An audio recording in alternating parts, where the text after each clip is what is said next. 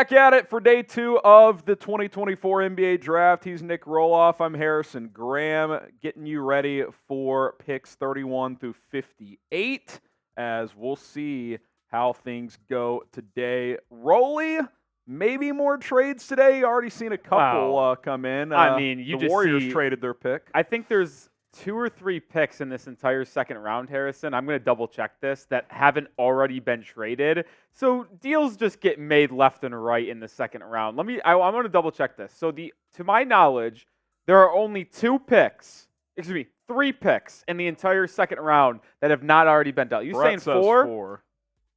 I'm only seeing 3. Oh, okay. At the Spurs. All right. Spurs, Heat, Kings, and Magic are the only 4 teams that have their own pick in the second round. They get dealt left and right. So it should be a lot of fun, and we should see more trades. There's already been some in the early portion of today. But shout out your favorite team for me down below as we get more and people climbing into our live show. I'm obviously going to expect to see a lot of Heats on our Heat Report live show. What's up, everybody? But on our main chat sports channel, shout out your favorite team. We got Khalid saying Suns, saying Bulls, Renee saying Clippers, Firefighter saying the Cavs, JV Sixers, Greg Miller Sixers. Fred says can't wait. I also can't wait. Gotta wait 57 more minutes, though. Tardif, by the way, he has not been drafted yet. He will likely go 55 to the Lakers. John Garcia was saying that yesterday. John, I don't know if I am familiar with you, but I guess you're familiar with me. Big MGM says Celtics. I didn't know you had any children. Yeah, neither did I. Actually, I do. His name's Smitty. H-Town 713 says Rockets. JV says, how's your day been? Honestly, thanks for asking. It's pretty good. How was yours, Harrison? It's been good. I like that we kind of just came in normal time. I like my routine, so it's going good so far. Going good. Hopefully we get some fireworks today. Yeah. That would be exciting. Anthony says Miami. We got Nick going with the Mavs. If you're a Heat fan, go join the Heat stream, by the way. Dave, Warriors, C-Bomb, Trailblazers. Yeah, we're doing good, JV. We're doing good. Who do you guys think was the biggest winner from round 1 last night?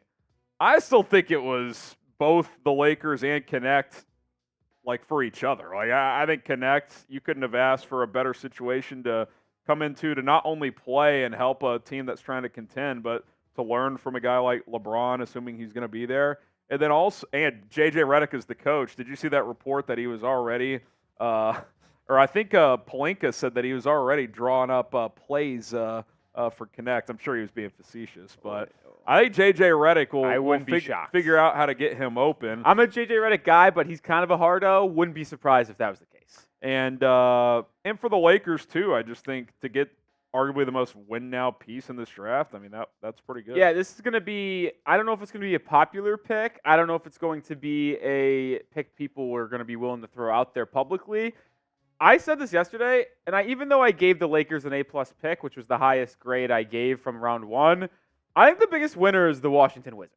And I was pretty outspoken about how happy I was for Washington's haul. They made 3 selections yesterday after trading Deni Avdija before the draft to the Blazers. They already had pick 26. Then they moved up to 24.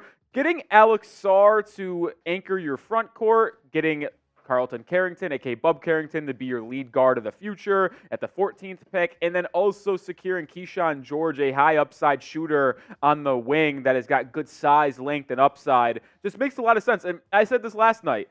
The Wizards got a guard, they got a wing, and they got a center. They get a player on all 3 levels of their roster that they can build upon. Washington's not used to making a ton of good moves, but I think last night was a good night for Wizards fans.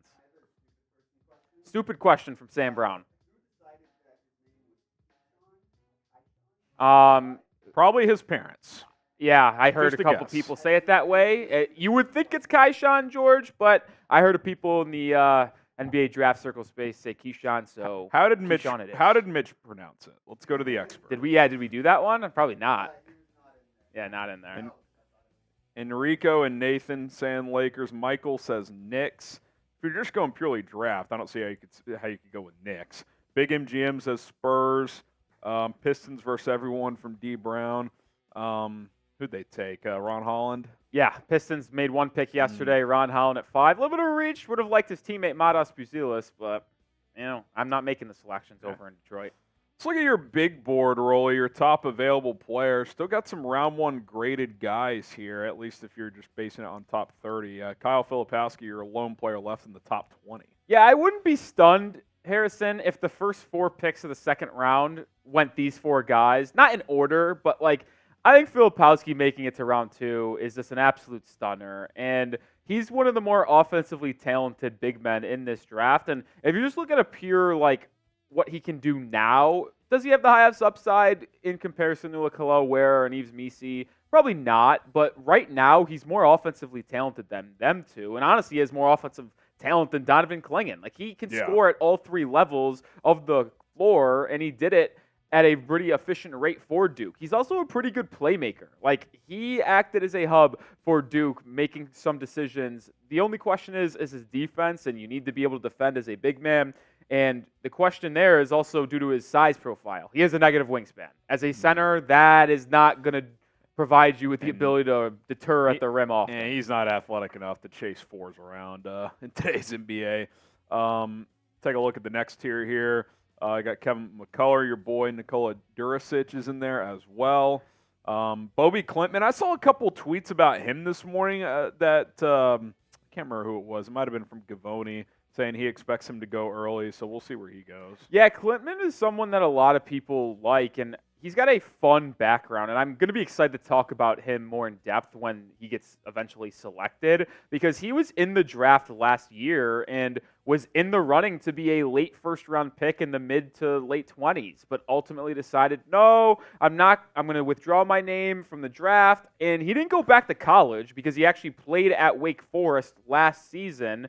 He ends up or 2 years ago, I should say, and then he goes overseas and plays over there and doesn't really improve his stock to a point where he's a first-round pick in a weaker draft. It's a pretty unique situation. You don't see that often where a guy goes to college for a year or two, declares for the draft, withdraws, and goes international, and then enters the next draft. I can't remember another player ever doing that. Yeah, I can't actually bring one off my top of the brain either, but I like him. He's very versatile and he's a good off-ball player. Is he going to do anything crazy? No, but he'll be able to be knocking down his shots in the catch and shoot. He'll be able to play off-ball defense. He takes a lot of pride in his defense as well, which if your team ends up taking Bobi Klintman, I would recommend you going back to listen to the podcast he was on with Kevin O'Connor about 2 or 3 weeks ago, because he had a 30-minute interview with him, and it was just a really cool insight on his background, his mindset, and how he likes to play the game of basketball.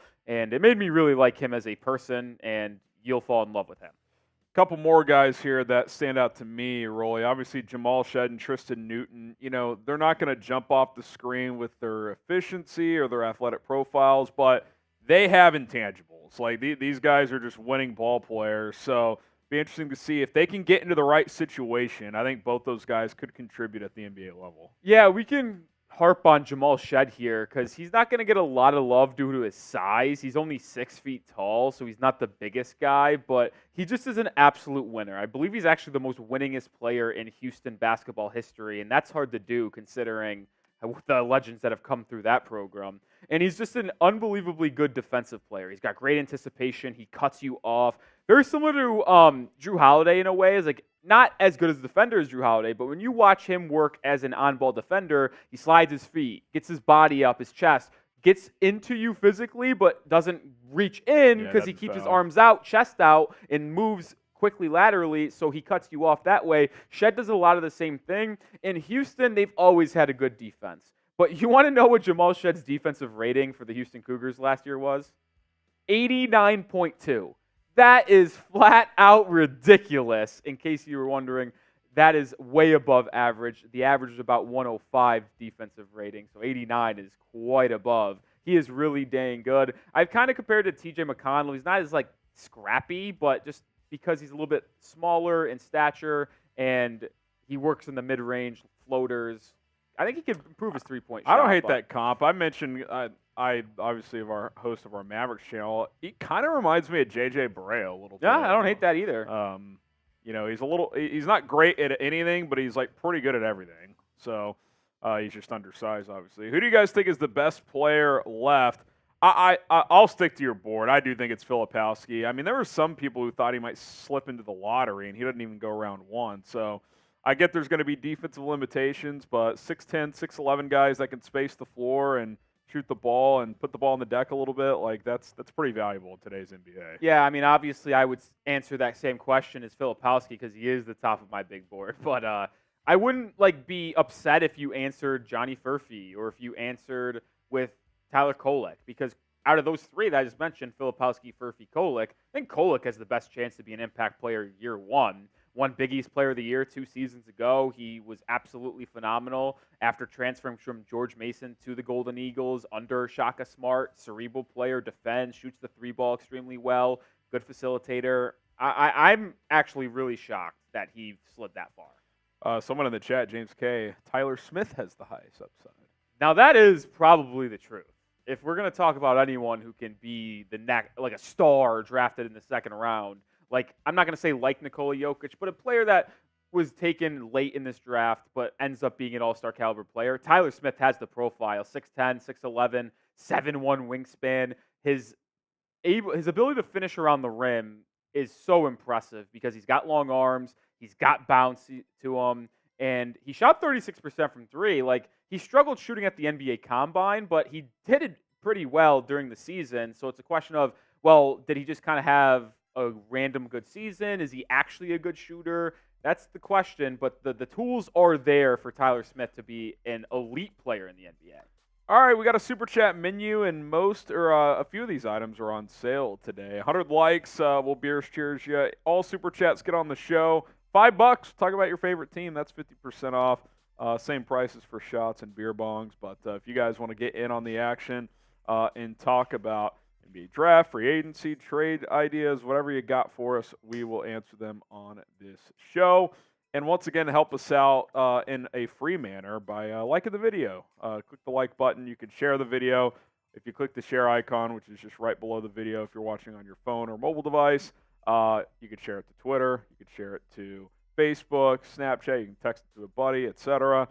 Subscribe if you haven't. Our NBA coverage does not stop after today. We got UDFA signings that'll come in tonight and tomorrow. And we'll have free agency, which gets going on Sunday. So be locked in for that. And keep the live chat rolling. We'll give some shout-outs. You guys chop it up with each other, and should be a good old time.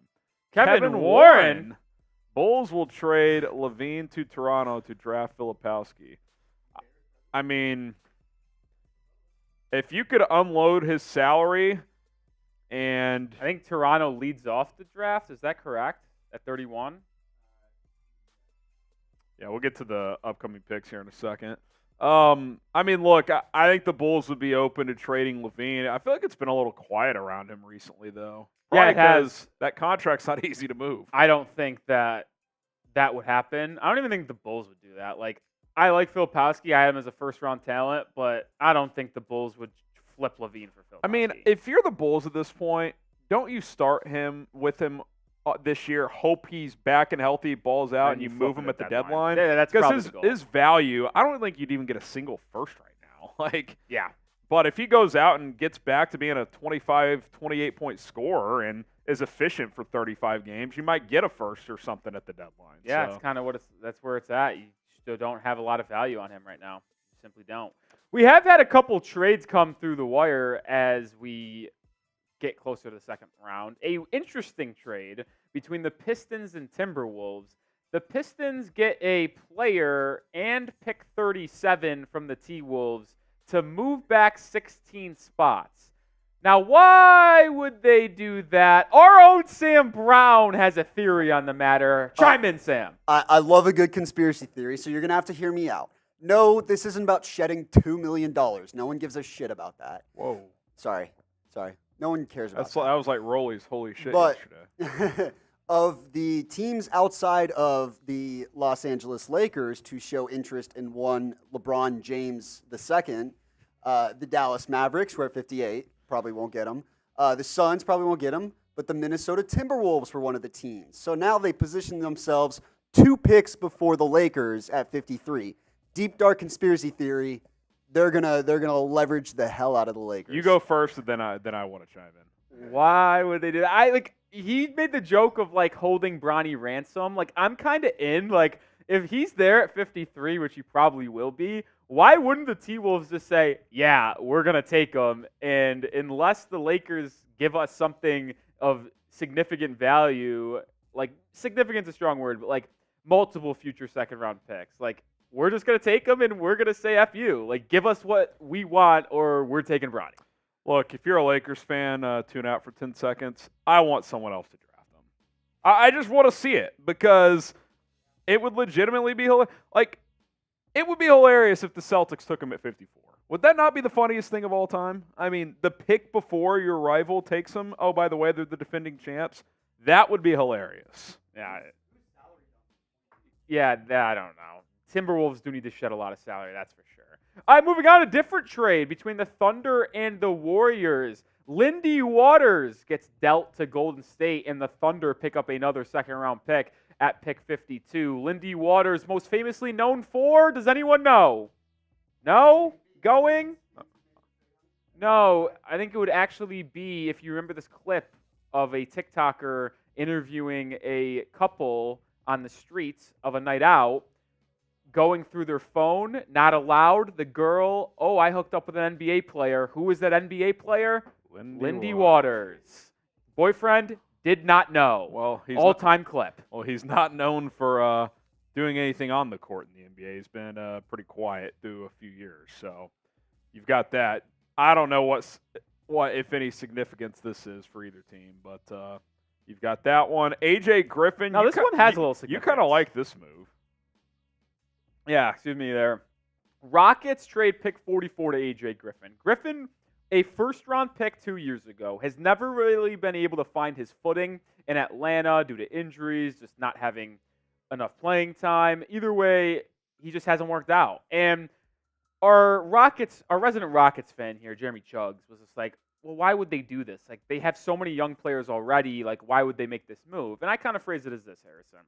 What has a better chance of becoming a serious impact player? AJ Griffin, who was drafted in the first round 2 years ago, who gives you a little bit of defense, a little bit of shooting, or the 44th pick in a weak draft class? The answer is AJ Probably Griffin. Yeah. So I'm actually very bullish on this trade for Houston. He might end up stinking. He might. His rookie year stats, which I've pulled up, 8.9 points per game, 46.5% from the field, 39% from three. Last year he played in just 20 games. I mean, that's not bad. I mean, if he's a 7 to 10 point scorer and shoots high 30s from three, I mean, he can come off your bench and play 15 minutes a game. Yeah, no, I think this is a good move for the Rockets. Take a swing. I mean, I would take AJ Griffin over whoever's there at 44. I just simply would. All right, help us out. Let's get 50% like rate in terms of how many people are watching. We need to get to 218. We got 400 and about 15 people watching right now. So hit that like. Every 100 likes for Beers Cheers. And so like that. Let's get that rolling. We got 100 people watching on the Heat Report as well. Let's get the 50 likes. I said this yesterday. There is no reason that I should ever have to tell you guys to like the video on the Heat channel. We have been live so many times that you should know. Come in, hit that thumbs up button. It takes 1 second of time. If you can't donate to the channel, we understand. Best way to help us out, though, subscribe and hit that like button. So come on, let's get the 50 likes over there. And every 100 likes, we're taking beer cheers. And we got 100 likes there on Chat Sports. We still need 100 more to get to 50%. Help us out. Hit that thumbs up button. Oh, I got an extra one here. Oh, okay. An extra one, yeah. Cheers. Cheers. Oh, fruit punch action. Oh, fruit punch action. Never hurt nobody. Never hurt nobody. Honestly, one of their better flavors if you're going Happy Dad route. Yeah, I think so. I think Happy Fruit Punch is pretty solid. Someone says, who is OKC getting at 52? I mean, it's kind of hard to know. I mean, what do you think they need in terms of position? I mean, they're so deep, it probably wouldn't be anyone that would help them this year, but they need size. We talked about this yesterday. My two needs for the Thunder were secondary ball handling and playmaking to take the pressure off SGA and size to play alongside Chet Holmgren. And I don't know what center is going to be available at 52, but there are a couple big men that are still out there that I'm very intrigued in. I'll give you 3 names, Harrison. 1, Adem Bana from UCLA. Obviously, Filipowski. That's 2. Jonathan Mogbo from San Francisco. I like Osa Iguodaro from Marquette. And then a name that people have not been talking about that people should be talking about, Quentin Post, the big man from Boston College. He is 7 feet tall, 7'2.5" wingspan. He shot lights out from 3 at Boston College, 43% on 4.5 attempts. So it's not like he's just shooting 1 shot a game. He was taking them early and often, averaged 17 and 12 last year for BC. I'm a big fan of him. People are going to say, well, why isn't Quentin Post getting a lot of buzz go earlier then? Limited in his mobility, and I compare him to Myers Leonard, who had a decent career in the NBA because he can be that just stocky, big center that hangs out in the paint and is stretch 5, but he doesn't have a lot of upside. But I think Quentin Post is someone that you can see get taken late. Hell, he might even be a UDFA that ends up making a roster and being an impact player.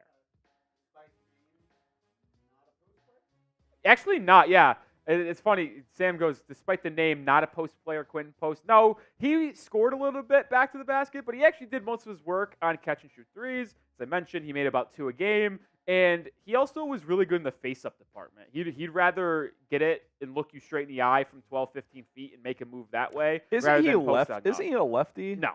Who am I mixing him up with? Lefty. I might just be an idiot. That's very possible. Yeah, I'm not sure of another big man lefty. Well, we'll just forget I said that. Okay. Yeah, I think we'll do that. Cycling through some of the upcoming picks here. What's that? Yes, A.J. Mitchell out of UC Santa Barbara is a pure lefty. Yeah, I must be it. Maybe he's a guard, though. Must be it. Okay. Yeah, you nailed it, Harrison. You nailed it. Reminder, only 58 picks this year because Philly and Suns, Phoenix. And Phoenix had second-round picks stripped. So 28 picks tonight. It'll start with the Raptors and end with the Mavericks. If my memory serves me correct, I'm pretty sure the reason why the Suns don't have a second-round pick is because they tampered with Drew Eubanks.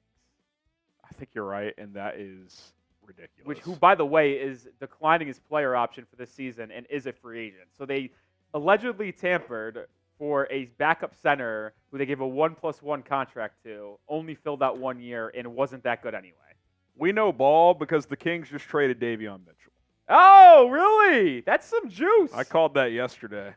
To the Raptors. Davion Mitchell and Sasha Veznikov. Has he been a stash guy? I have absolutely no clue. To Toronto. Absolutely no clue. Woj with the report. Dude, that's so cheap. Shit. For my Heat fans out there, gotta be honest, I'm a little upset that Davion Mitchell was dealt for that little. I would have liked to take a Davion Mitchell like that. He's been pretty underwhelming through 2 years, but he's a good defender. I mean, listen, he's very bad offensively, but he can defend. Yeah, he can defend. All right, let's set a new chat rate record today. It's only at 13 so far on today's stream. So type me for a shout-out. We'll get some shout-outs in the comments as we'll get to that trade as well. Get that on screen for you guys. David Decker typing me. We got a lot of wows and wojes coming in. Tycoon, baby. John Garcia. Is he going to be allowed to tweet today? We'll see. Yeah, is he going to be let out of the basement? Julian, David, Gerardo, Tycoon, Julian, Yogi, Angelo, Dylan Jones. Who will tip more picks today, Woj or Jake Fisher? Lou, Gerardo. The Raptors are also sending Jalen McDaniels. Not Jaden, Jalen. Yeah, Jalen McDaniels. We got some shout-outs on the Heat Report? Yeah, we got Wasim Khan. Wasim.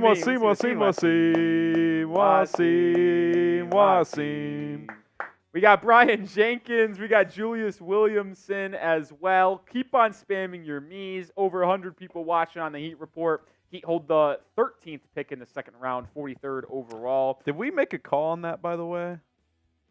No, not officially. Okay. Yeah. We're also 15 likes away from 50. We need to get 50 likes to get that 50% like rate. Come on, we need to get to 150. But back to the chat sports. Continue to spam those me's. David Decker, James Yoder, types me. Julian Reyes, David Decker, Gaming Wizard, Graham Rogers is typing something. Yogi, D, Graham Rogers. Come on, join Yogi, join David Decker. There we go. Paul V, Dylan Jones, Morgan Fay, Gaming Wizard, Brilliant Dominance. Spam those me's. Come on, who is fired up for today? Spam those me's. Morgan Fay, Ian, Graham, Kevin Warren, Legal Latino Heat, Megan, D, Julian, David, Kevin. Keep on spamming those me's. Come on. Come on. Roy Let's Ramos, Renato. Oh, we got a $5 super chat on Heat. Let's go. Let's go. We'll get that on screen. Angel Store with a me. Continue to spam those me's. Come John, on. Rod, Come on. Julian, Caleb. What do we have? 65 is what I see. 65 is I the love first pie. update I've seen, yeah. All right, 94. All right, we'll build on that. We'll build on that. Get to the super chat on the Heat report, Rolly. Gold Fox. Shout out Gold Fox, $5 super chat. We could super chat battle Heat report versus Chat Sports. I don't know who will win, but we can try it. Gold Fox 177 says, what are the best point guards that will be around most likely when the Heat pick? Never want to see Hero at point guard again. Here's some names that I would keep my eye on for Miami at 43, the point guard route. I'm not going to say Tyler Kolek, even though I want Tyler Kolek. The Heat would need to trade up to get him, and I would be willing to trade up to get him. But for the Heat's range at 43, Tristan Newton from UConn, Jamal Shead from Houston, KJ Simpson from Colorado. Those are probably the three guys that are the best point guards that are going to be going in that range. And if I had to rank out of those three which ones I want the most, I'd go Shead 1, Simpson 2, Tristan Newton 3. I think they're all good, but Shead is just the definition of a Heat basketball player. Plays hard, he's gritty, works defensively. He would be in the rotation right away, and he would be a steal for Miami. So keep your eye on Jamal Shead. Here was that trade that came in a couple of minutes ago. Davion Mitchell and Sasha Vezenkov for Jalen McDaniels. So there is that trade coming in from Woj just a little bit ago. Oh, wait a minute. I actually do know Sasha. You're familiar with his work? Yeah. You know, fun. Actually, this is an interesting story. So this is why I was confused. I actually know who this is, but when I first read the tweet, I thought the Raptors were sending Vezenkov to the Kings. And I was just like, I didn't know they had him. That's why I was confused. But Vezenkov, ready for this? He played in 42 games last year. He was a rookie last season because he was one of the top EuroLeague players, EuroLeague MVP, if I'm not mistaken. That's right. He signs with the Kings, doesn't really play that often down the stretch, played in 42 games but not down the stretch. Ultimately elects that he does not want to be on the Kings anymore, and he told them, trade me or I'm going back to Europe. Yeah, but the thing is, he couldn't even do that. Like, his contract could not allow him to go back to Europe. So he kind of basically just told them a half-faced lie. But they ended up dealing him anyway with Davion Mitchell. He was kind of just like, trade me or I'm not coming back. I'll just never come to the organization again. But what this does, though, interesting, because we've talked about the Kings here, Harrison, and they need defense. Davion Mitchell was one of their best guard defenders. But McDaniels, even though he's got a long way to go offensively, is very solid in terms of his length and in terms of his wing defense. And they desperately need that in Sacramento as well. Yeah, so they add that in that regard. Hit that subscribe button if you have not subscribed to the channel yet. Day 2 of the NBA draft is just 30 minutes away. Let's go, baby. We'll get on the clock very shortly. And then NBA free agency starts Sunday. So it's going to be a busy few days here at Chat Sports. I assume they're not still going to want to doing miss it in any Brooklyn, of it. right? Maybe? Really? I think you're right, actually. I feel like I remember that as well. So this crew that we're seeing in studio of Zach Lowe, Kendrick Perkins, and I forget the other two people that were with them, they were just going to be announcing picks? Interesting. So ESPN goes to a 2-day draft, and yeah, who's making the calls here? they're kind of half-assing day 2. Is this Adam Silver or ESPN who makes the decision? I don't know, but I do want to give a note on that prior trade we just talked about with the Kings and Raptors. And you might ask yourself, why would they trade both Mitchell and Vezenkov to get Jalen McDaniels? Because Mitchell's probably still the best player in that deal. The deal gets the Kings under the luxury tax, Harrison, and it opens up a roster spot. Yeah. They were not expected to bring back Malik Monk this offseason. They already re-signed him due to the new CBA rules before free agency opens. That was a shocker. So now getting under the luxury tax before free agency opens again on Sunday, where you can negotiate with free agents outside of your organization, and getting another roster spot, it makes a lot of sense now. Yeah. Roster maneuvering at its finest. We'll kind of just cycle through some of the round one picks. Appreciate all the new subscribers as well. I know we covered this a lot last night. What really stood out to you from round one of the draft? I know you really liked what Washington did.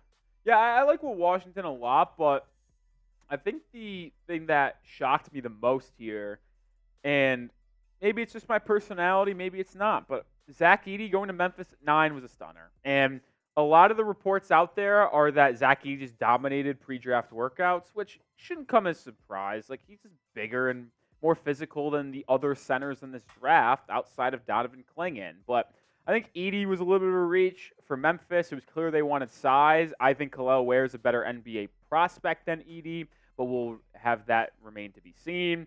And then the back half of this first round, where you saw in a row Jared McCain, Dalton Connect, Tristan Da Silva, and Jacoby Walter go. Those are 4 players that I really liked. Walter and McCain being 3-and-D guards, Connect and Da Silva being do-it-all wings. Like, I think those 4 picks are going to be hits for those respective teams, and I was a big fan of that. And before I throw it back to you, Harrison, the no doubt worst pick in this entire first round was the Milwaukee Bucks taking A.J. Johnson at 23.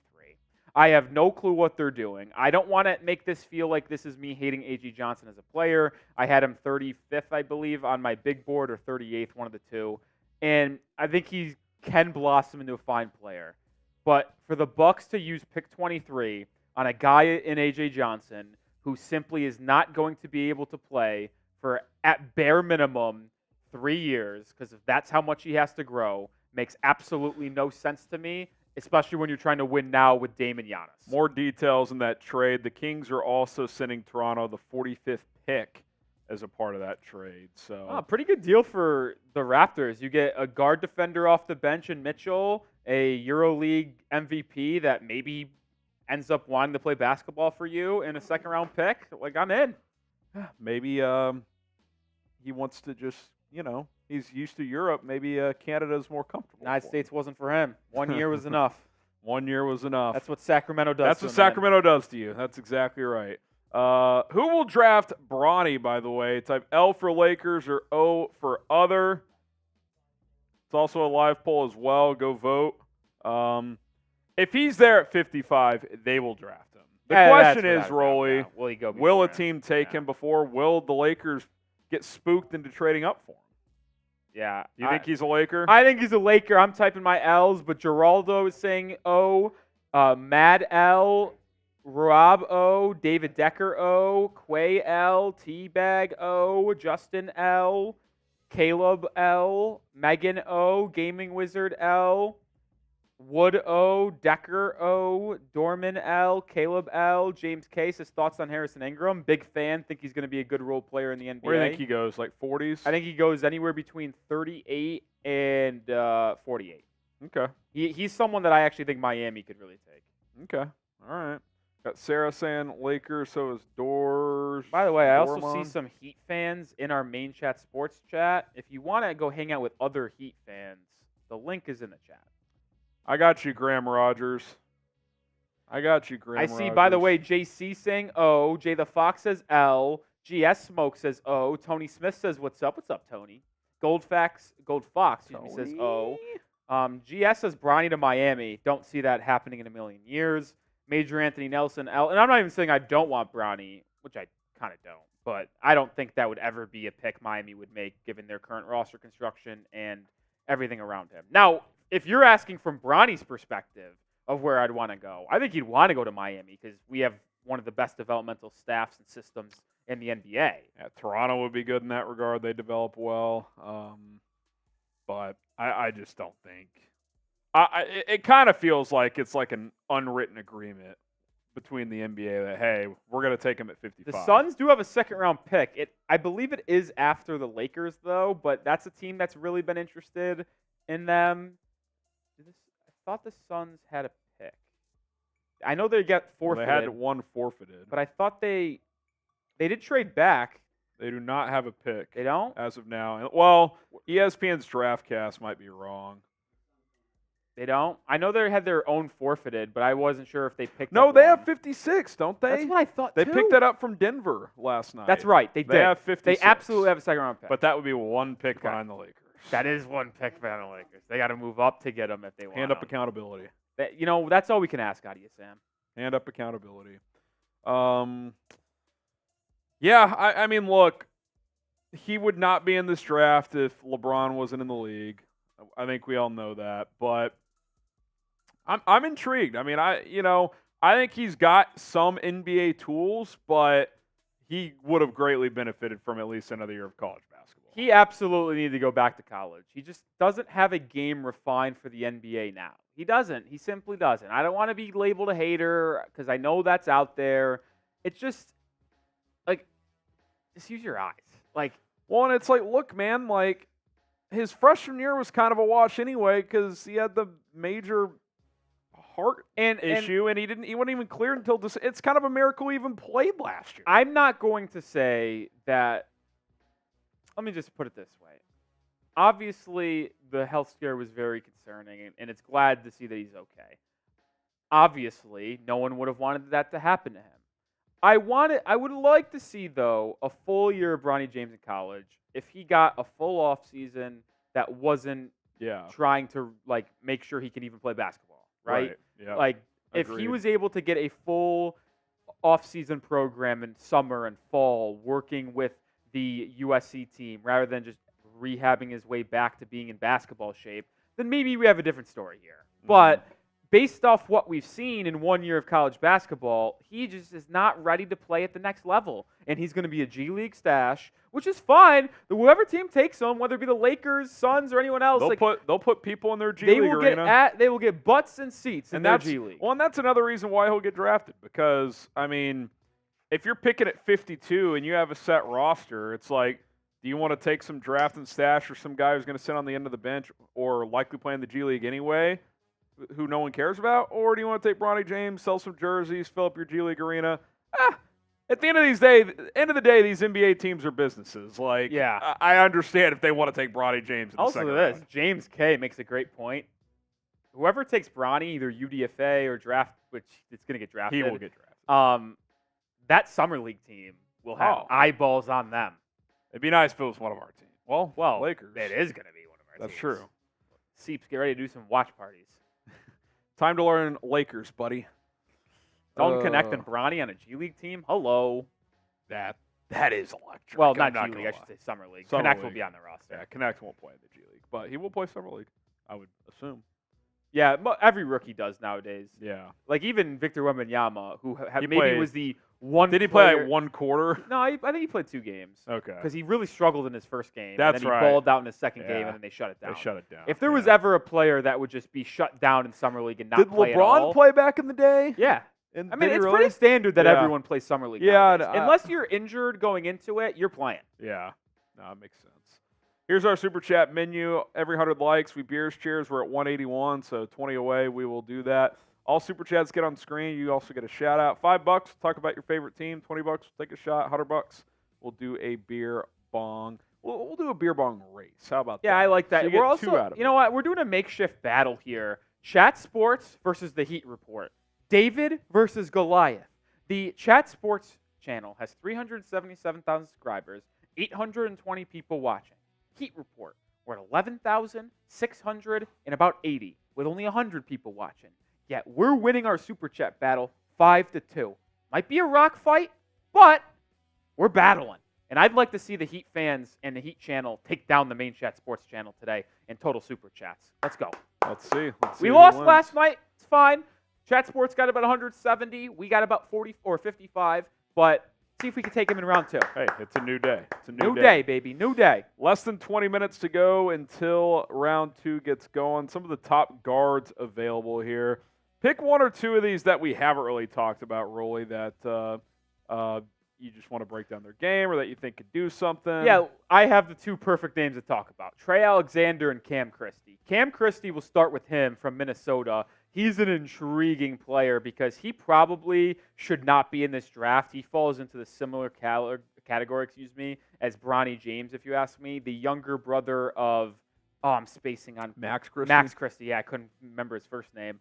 But he does possess a lot of upside. He's 6'4.5", 6'8" wingspan, so he's got great size profile. Shot 39% from 3 last year. Had a 64% effective field goal percentage on catch-and-shoot situations, which ranked 93rd percentile.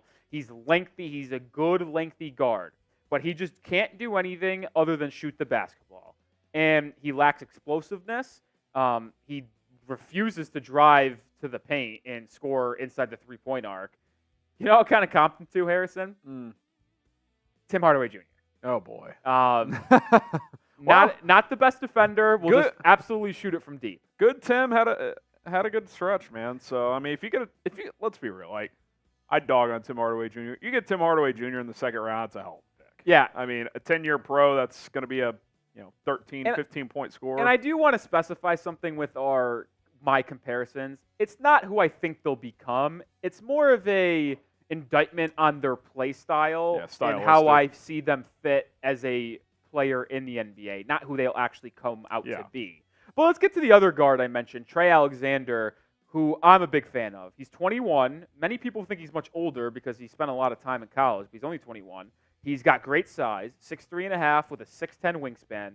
Yep, that's a +7. He's very smooth, high IQ player. He just always knows what to do with the basketball. He works at his own pace, never gets sped up.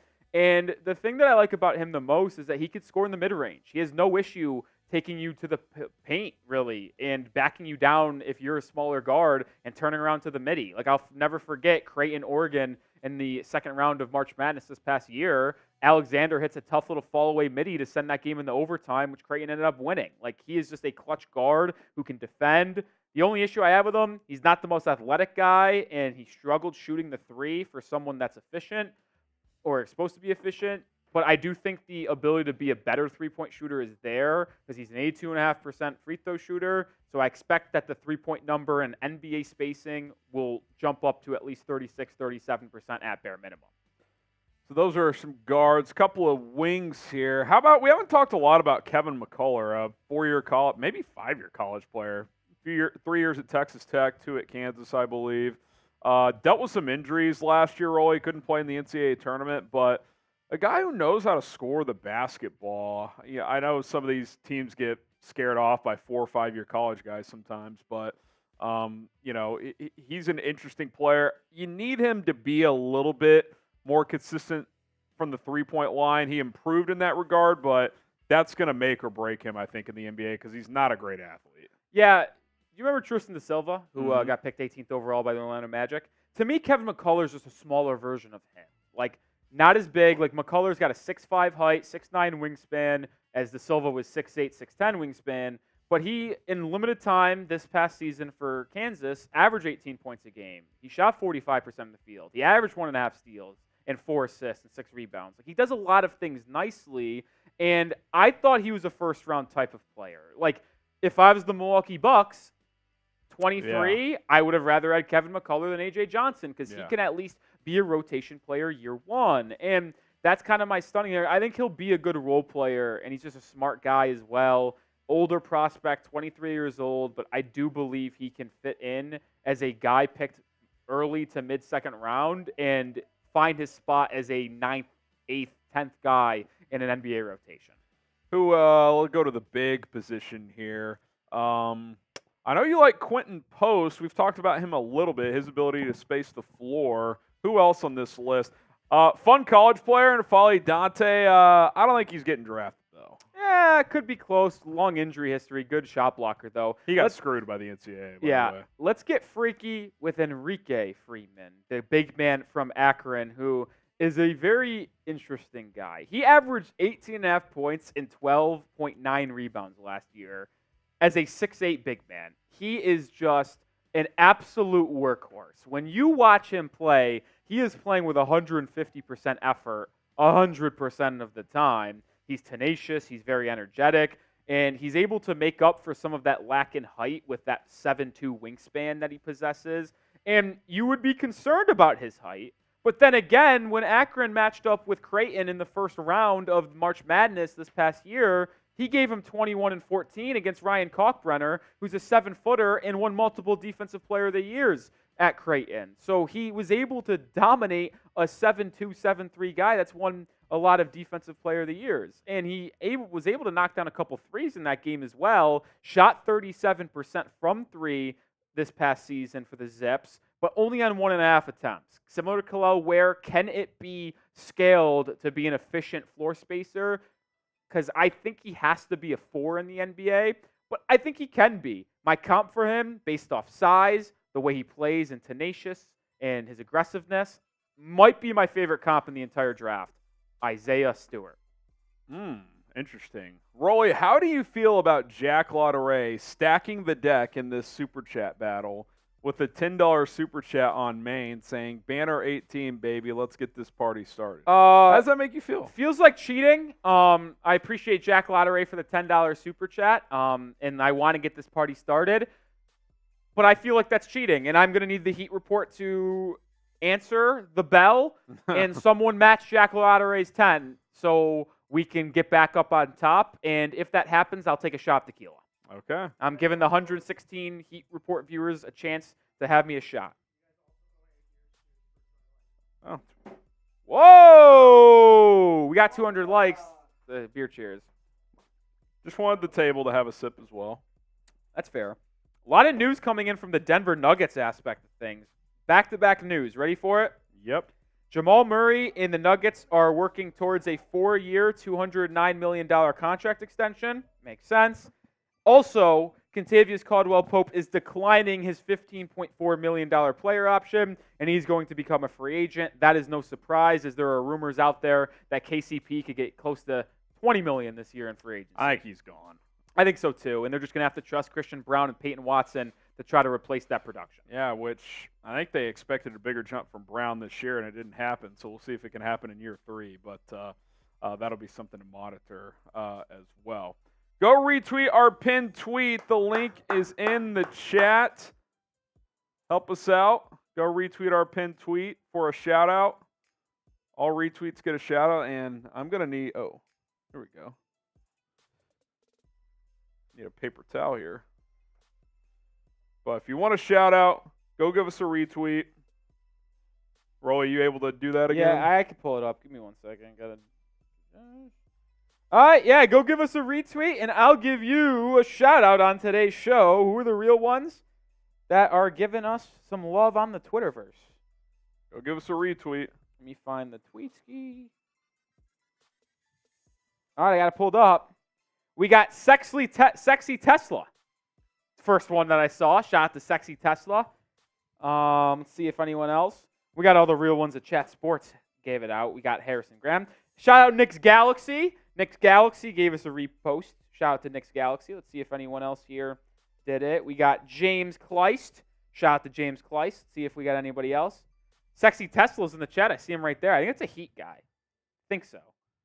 We got Chris V. We got Bulls, Bears, Cubs. At Bulls Big 4 is his handle. Big time Chicago guy. Okay, there you go. Also, I love this profile pic. Look at this. You'll probably like this. On this guy. That is nice. If you can't tell, I showed Harrison. It's all 4 logos merged into one of the Chicago teams. 4 White Sox. I'm not.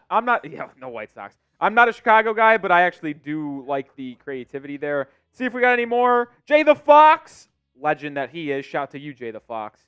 And that's all I see right there. So shout out to those 6 legends. Is Jada Fox a Heat Report MVP? Jada Fox is not an MVP, but he, in terms of like super chats, if that's what you're asking, but in terms of being around a lot, commenting. I mostly just meant a Heat Report viewer. Yeah, he's a viewer. Me and Jada Fox also DM quite a bit on Twitter. Shout out Jada Fox. Here's the report that Rolly mentioned from Shams about Jamal Murray. 4-year max.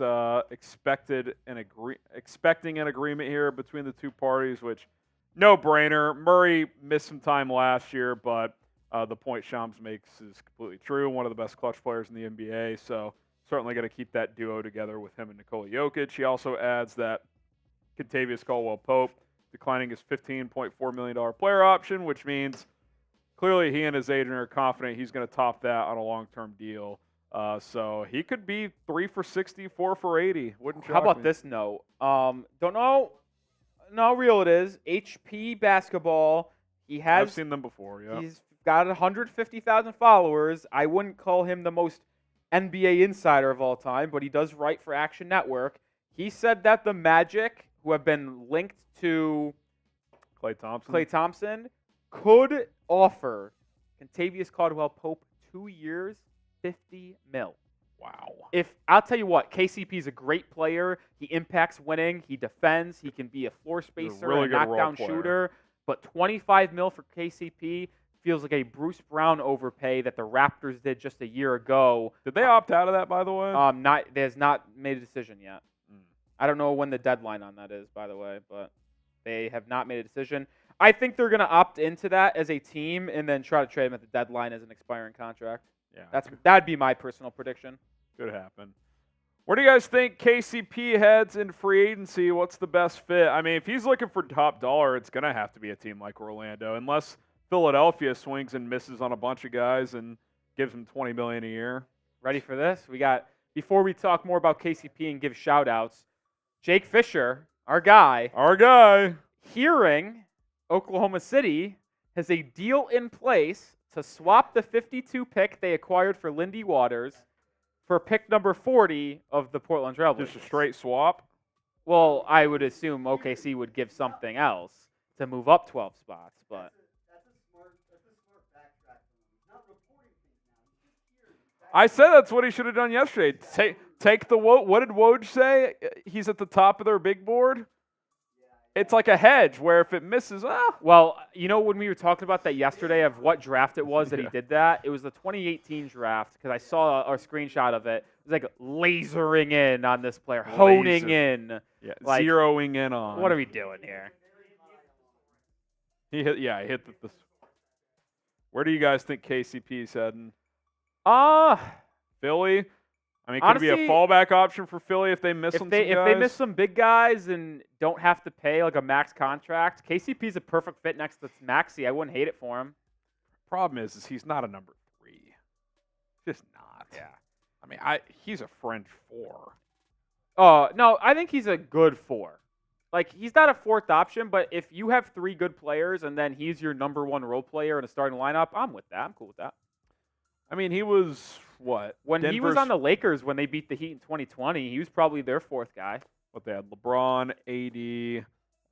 Like, he was playing better than Kuzma at that level at that time. He was. Yeah, he was good in that playoff run. So he was, what, Denver's 5th option 2 years ago behind their core 4?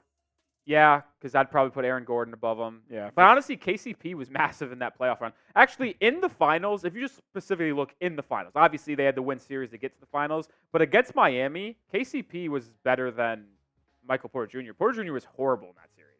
Yeah. He was actually terrible. He shot like under 25%. Or it might have been like 35, but like felt like he missed every shot he took. We need more likes. Every 100 likes, we are taking a sip of our beverage.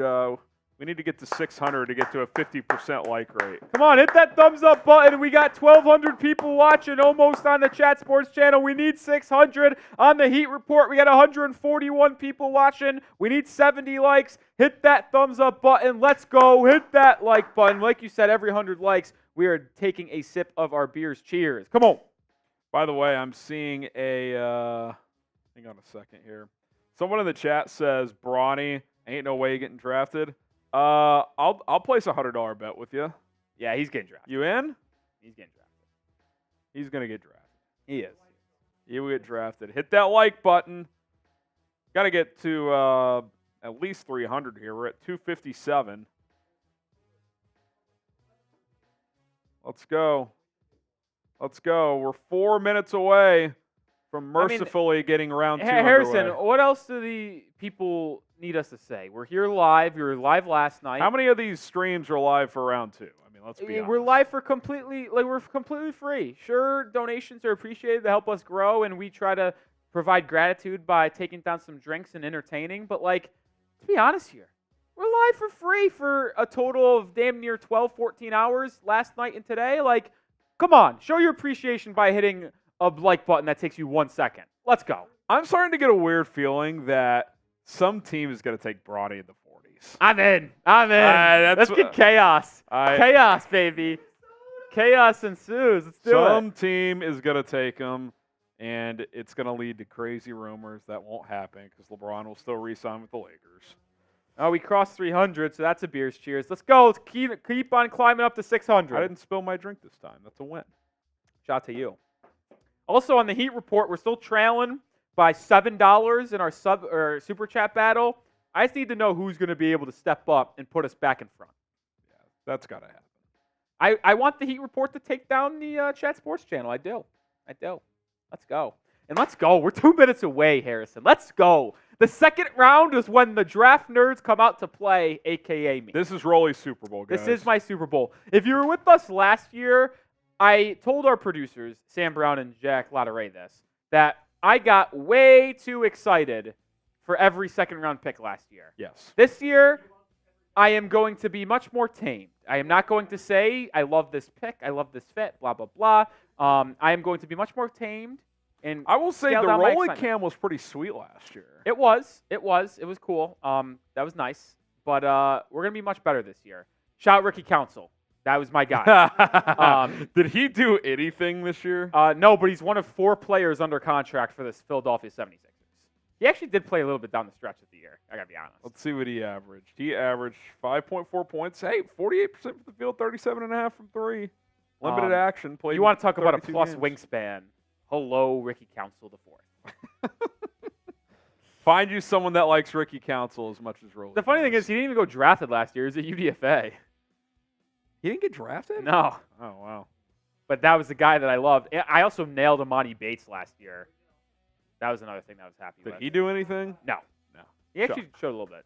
All right, if you're ready for the NBA draft, type go. Come on, get down below, spam those goes. Let's freaking go. Rolly's Who's gonna get fired some up for shout-outs. round 2 of the draft? Getting underway in 1:15. We're giving shout outs for everyone who's with me. Let's beat our chat rate record. Spam those goes. Marek, Jonathan Taylor, Elliot, Justin, Jordan, Avon, Don, LV, Not Me, Sports Fan, Wave, Corbin, SP, Igloo, Elliot, RJ, KV, Zach, Not Me, Enrico, Mr. P, Jake, Noli, David, Adrian, Michael, Key, FR, Legacy, Elliot, Wave, Elvino, Wasim Khan, Powerful Gaming, Dolphins Utopia, Mix, AE, Powerful Gaming, Outdoor EK, Hefe, Ty, Ronnie, Graham, Dantes,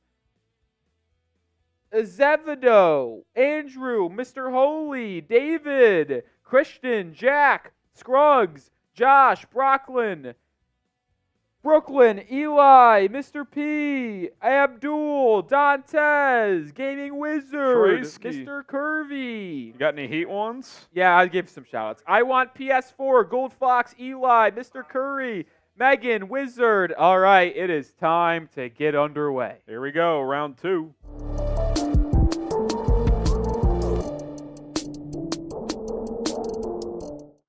Here we go. The second round of the NBA draft is just moments away. Harrison Graham and Nic Rohloff live on Chat Sports on YouTube. Appreciate all of you for joining us. If you haven't already, like this video, light up the live chat, and let's get this party started as the Toronto Raptors set to be on the clock here in just a few moments.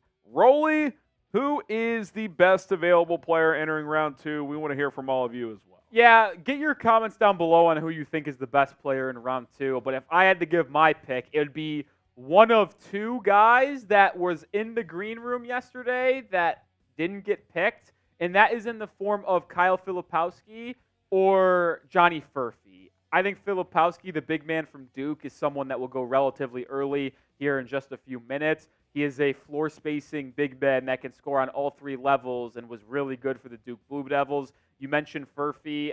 He is a really good shot maker, good catch and shoot 3-point guy, good defender as well, just super young and doesn't have the upside in terms of handling and creating for others, but can benefit in a system where he's not called upon to do too much and he can just be a 3-and-D guy.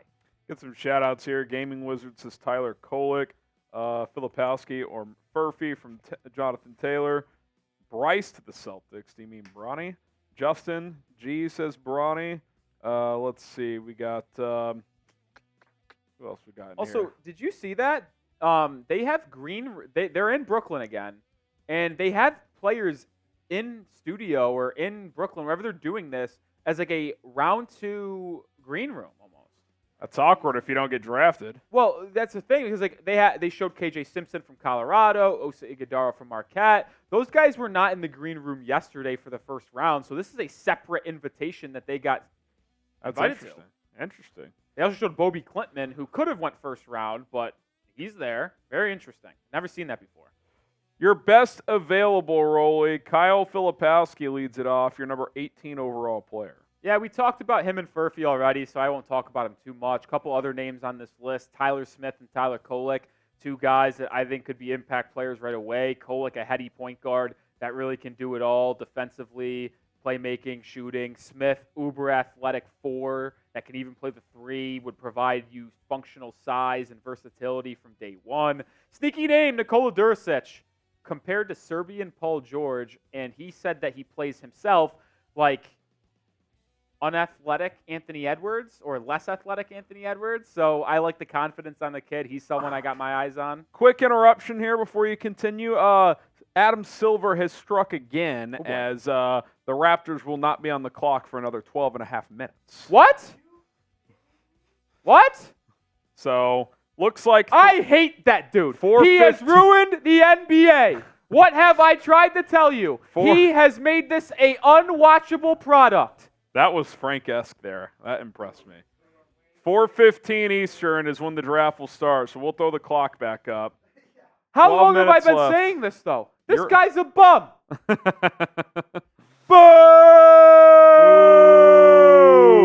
Boo! Spam your boos! We got an F Adam Silver in the chat. He's lucky Ron Manfred is incompetent, or he'd be the worst commissioner in sports. The hockey guy's pretty bad, too. It's actually disgusting that Roger Goodell's the best. Yeah, I mean, by far, too. That is absolutely correct. Tyler Ward, Michael, RY2K, VR, Elliot Brown, Brooklyn. We got Corey Childs. By the way, 11:20 means really like 15 minutes. Yeah, let's be real. Oh, man. What a freaking joke. Every noodle. Keep booing. Boo! Boo! DJ, Abdul, Scruggs, Jonathan Taylor says JT for commission. I'm in.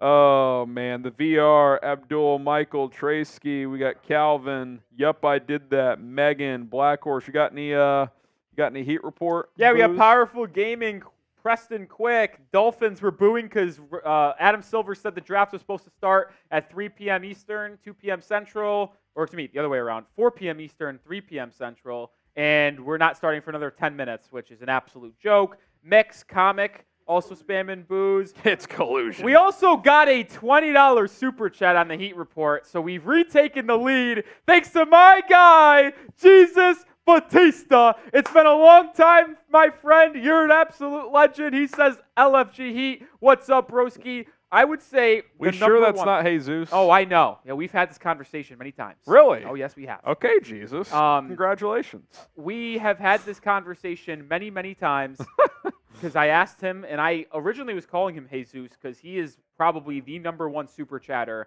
on the Heat Report. Shout out to Jesus. It's probably him 1, and I've labeled the Mount Rushmore of GOATs at the Heat Report. He's 1, Sam Lockterras 2. I'd probably put Juggalotus 3. Mr. Geo 3, Juggalotus 4, Wasim Khan 5. That's the top 5. There you go. But shout to #1. That puts us back in front. That's also a shot. And you're getting on the Hall of Fame balls well next time I have it, which I technically, if Sam wanted to go grab it, he could. We don't have to. It's back corner, Heat basketball. Also going to have to grab a Sharpie. Here's our Super Chat menu. All Super Chats get on the show. 100 likes. We're beers cheersing, which, did we beers cheers for 300? Yes, we did. Okay. We're at 370. If we get to 400, we'll do another one. $5, we'll talk about your favorite team. $20, take it a shot. $100, we'll do a beer bong race. Also, if you want to help us grow this stream in a free manner, all you got to do, hit the like button. You know who, Cool Throne, who's back of the week, whatever you want to say, the Heat Report. Did you by chance grab it? Oh, you're a legend. The Heat Report, 50% like rate, bang job. Not so much on the Chat Sports channel, so we're just kicking the ass of the main Chat Sports channel, which is how I like it on the Heat Report. And then guess what? Jesus Batista again with a $20 Super Chat. Let's go. Jesus. Oh. So you weren't even right. We've had this discussion. He's your guy. We've had this discussion so many times. That's the thing that I don't understand. Jesus. We've changed it. Okay, Jesus. We got it. Now it's locked in. I swear, Jesus. Take another shot. You're going to tell me it's a different name in 2 months. We've done this. We've done this song and dance I think there's before. a 68% chance in a year he's going to say, it really is Jesus. That's what I'm saying. I've gone through this song and dance before. I know I have. But shout out to Jesus. It's whatever he says it is. Yeah, it really is. 20s. Whatever you want to be called, you're going to get called. Shout out to you, Jesus. You're a legend. Cycle through some trades that have taken place today. Wendell Moore Jr. in the 37th pick to Detroit for the 53rd pick to Minnesota. Executive producer Sam Brown's conspiracy theory is that the T-Wolves might consider Bronny at 53 with the Lakers at 55 or leverage the Lakers. So that's a possibility. Lindy Waters to the Warriors from OKC. They get the 52nd pick in return.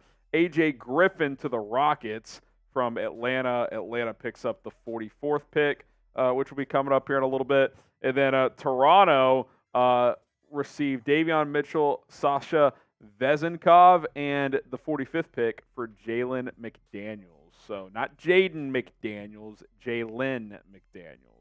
Did Jesus send in another one? Send in another $20 Super Chat. Jesus, I told you, he is the GOAT at the Heat Report. He is the Dwayne Wade of our channel, and he is coming in hot. First time that I've seen him at a live show, because we haven't done that many, but we did the NBA playoff watch parties, weekly live show, and then the 2 days of draft. Good to see the legend back in action. See, I told you, I knew it wasn't Jesus, because I originally called him that when he first came to the channel during the season. You didn't know it was and he told Jesus me I was either. wrong. Well, to be honest, because I'm pretty sure I thought he said it was Jesus back then. But it could have also been a day that I got absolutely obliterated, which happened multiple times on stream this year, and I just forgot. Well, watching that team, we'll do that too. Well, yeah, they got very frustrating down the end. But shout out to Jay. No, we decided. Jesus. Okay.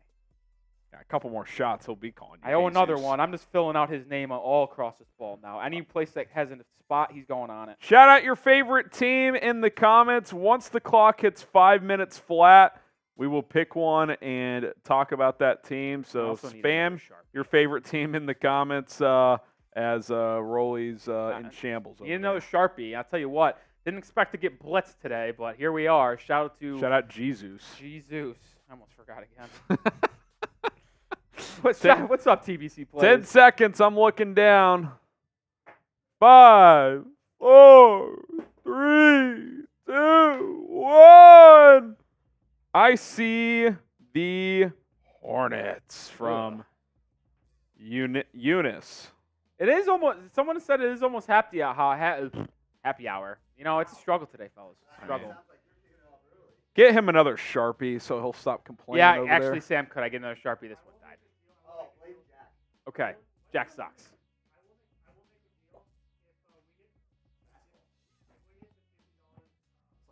I'm gonna make a deal real quick. If we get to $50 in soups on Maine, I'll do a beer bong. Whoa! On Maine, Okay. not on Heat, on Maine. $12 on Maine. We need 38 more. But we were, before we get to the Hornets, it is happy hour, and we're down to party. It's a Thursday. It's round 2. We're almost to the weekend, and it's 4 o'clock Eastern, and by the time we get to pick 10 of the second round, it'll be 5 o'clock somewhere. Yeah, at this rate Might it be. will Yeah. be. Yeah, the Hornets. They took your boy last night, Dejan Salon. and it's been a struggle, man. I mean, is LaMelo Ball part of the Hornets long term? I think he is. I think they're going to build around LaMelo and Brandon Miller, who I'm very high on. I'm very well known that I'm a Brandon Miller truther out there. We won't revisit the conversation from yesterday, but we'll just keep it moving. The thing with the Hornets is, and the pick that they made is Dejan Salon. Do I think that was a good pick? No. Do I understand the pick? Yes. And I've kind of come to this realization, Harrison, because they themselves have realized we like our 2 young guys in LaMelo and Brandon Miller, but we are not even 3 or 4 years away from competing with the Celtics, the Knicks, the other beasts of the top of the East. So why not take a swing on someone that isn't going to be able to help us win now, but if he hits his ceiling, could be one of the highest upside players in this draft. So this is a play to try to get one of the best young trios 5 years from now, rather than get early returns on an investment in the next 2 to 3. I get that. It's hard to believe in a team when you've been this bad for this long. That I can Like agree with. I mean, even like a team like Orlando has figured it out to an extent. It's just Well, they brought in the head coach from Boston. I'm spacing on it, but he was an assistant coach from the Celtics as their new head coach. So see if he can do anything. yeah. Charles Lee, good job. Did you pull that? Hopefully, No chance. Hopefully, Yeah? hopefully, That's impressive. hopefully, Steve Clifford doesn't get a third stint. That's all I know. Yeah. All right, we'll play this game again. We got a couple of minutes until the Raps are on the clock. All right, Ooh, 400 Beers likes. Cheers, 400 likes. Once All the right. clock gets to a minute 30, Rolly's going to choose a team this time that he sees in the chat. So shout out your favorite team. Shout out your favorite team. Just so you know, Jesus Batista. You said Jesus. It's Jesus. Jesus. You will get this right eventually. I'm gonna try. I've told you. I put it on there. 5 seconds. That your name's on there. All right. 5, 4, 3, 2, 1. I saw the Bucks from Switchies? Switchies. Yeah, saw the Bucks. That was the first one I saw. Talk about Milwaukee Bucks, who made the worst pick in the first round. It was the only pick that I graded as an F. They drafted A.J. Johnson, the guard, originally from the United States, California product, but played in Australia for the Illawarra Hawks last season, also the team that LaMelo Ball played for. Reason why it was an F.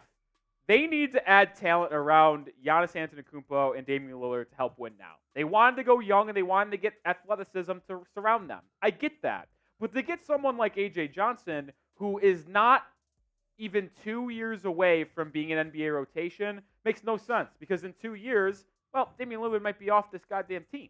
So, I don't understand why they made this move. They should have went with a athletic player. Like, if they took Tyler Smith at 23, that would have been much more understandable. Because he's athletic, he's got size, but he's also got youth and long-term upside. Like, that pick stuff. Oh, baby. What a weird... Tyler Kendrick gets us Wow. to 50. Well, technically not, but we'll count it. 2 cents short.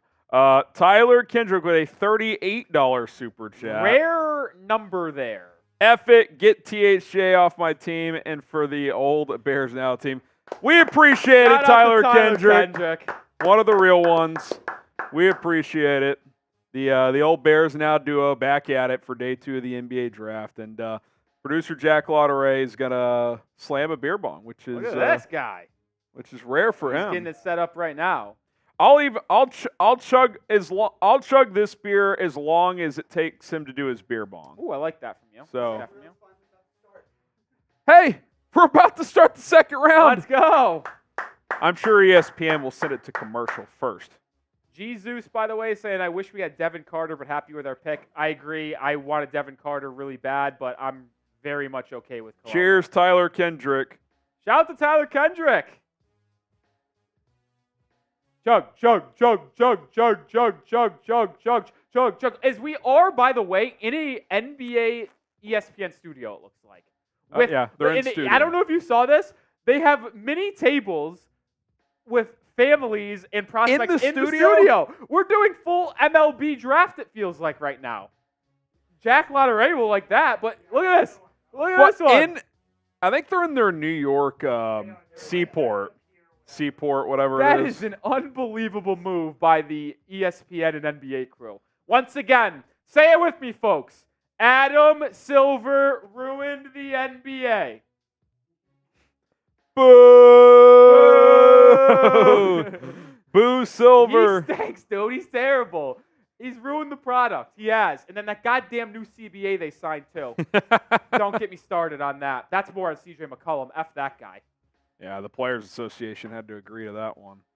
All right. Well, here's what we got coming up. The Toronto Raptors are officially on the clock, and we have taken a lead, I think. Nope. Have we not? Not in Chat Sports. Oh, you're right. We haven't. We're at 65 on the Heat report. It's 65 to Super Chats. 60. 65 to 60 Heat lead. It's close. Richard Dusty says, Bronny to OKC just to watch the pundits I'm freak in on out. this, Richard. We talked about this. Let's see. Anybody but the Lakers. I in. don't think Bronny should be drafted.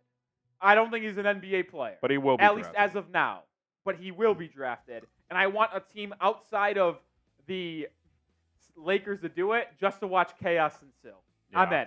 I'm in on chaos. Will LeBron tweet if another team drafts Bronny? Like, will he congratulate his son for getting drafted to another team? Wait a minute. On Hold Twitter. on. Stephon Bondi, who is an intriguing NBA reporter. Intriguing. I'm not familiar with his work. Yeah, but anyway, Bob Myers allegedly said here that he spoke with Rich Paul, and he's going to reveal Rich Paul's game plan with Bronny James before the Knicks pick at 52, I think.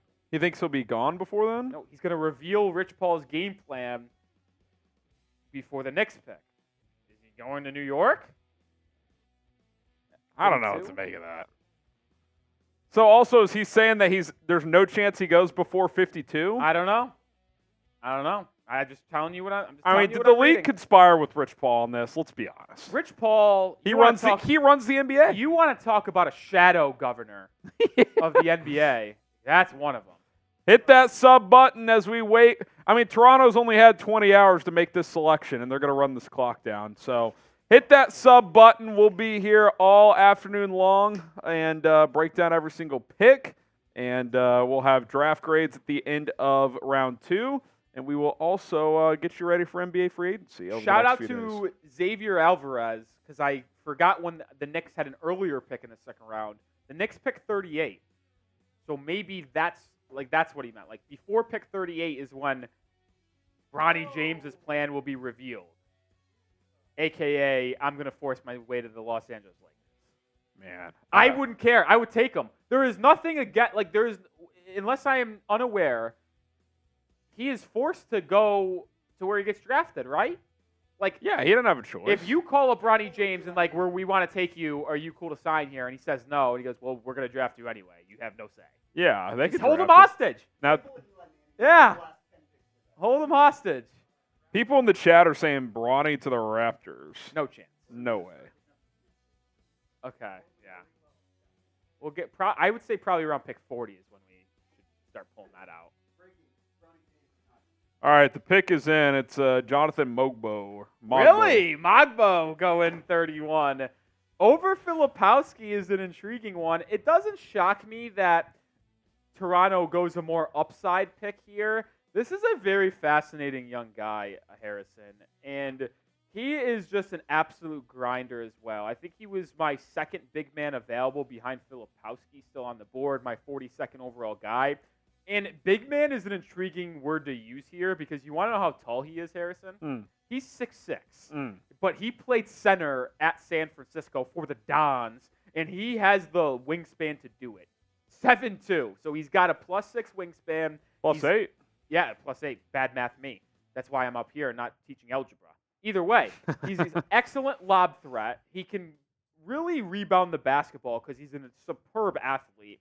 And he's a grinder, man. He works really hard, but that's the question. Is he going to be able to play center in the NBA? That's my question. I don't know if he can. I mean, can he be like a DeJuan Blair type where he's just a super undersized And it's big? not like he spaced the floor in college that much either. Like, he mostly did all of his work inside the three-point arc, which is interesting. He's got good post-up work. He was 86th percentile in post-up situations. He has to develop a three-point ability, but if you want a little comp for you, how about, do you remember this fella? The center from the South Carolina Gamecocks, Chris Silva. Okay. Former Mav and Heat legend, I believe. I think he was on the Mavs. He at one was a point. Mavs legend. Yeah. Because they picked him up on a 10-day, and you were like, oh, Heat legend. Yeah, Heat legend Chris Silva.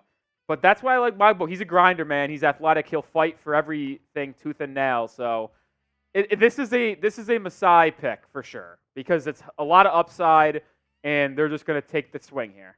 Developmental tools. Yeah. Kyle Filipowski still the top player available per Rolly's big board. We'll see when he goes. Johnny Furphy sitting there as well. Tyler Smith, Tyler Kolek. And can I be honest with you, Harrison? Like, I actually don't hate the Raptors going Magbo over Filipowski in this situation because to me, Filipowski is better fit for a team that can use a backup center that can space the floor and score and help them win now. Like, the Raptors aren't ready to get a competing big man. We knew Toronto needed size behind Jakob Poeltl. They didn't get really size in Magbo, but you know, it's a shame. Milwaukee was on deck. I think that would have been an interesting team to take Filipowski, but he's going to go to Utah.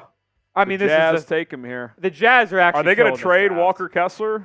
They or might. Lauri Markkanen? They might, but the Jazz are just killing this draft. They are. They took Cody Williams, who was my prediction when we got to that selection in the first round. They take the slipping Isaiah Collier at 29, and then at 32, they get Kyle Filipowski. Their last two picks with Kyle and Collier have just been absolutely terrific. And for a team that needs a lot of young talent to help build and continue to grow in the Western Conference, I think they have done an excellent job of getting a high upside wing as well as a couple big men.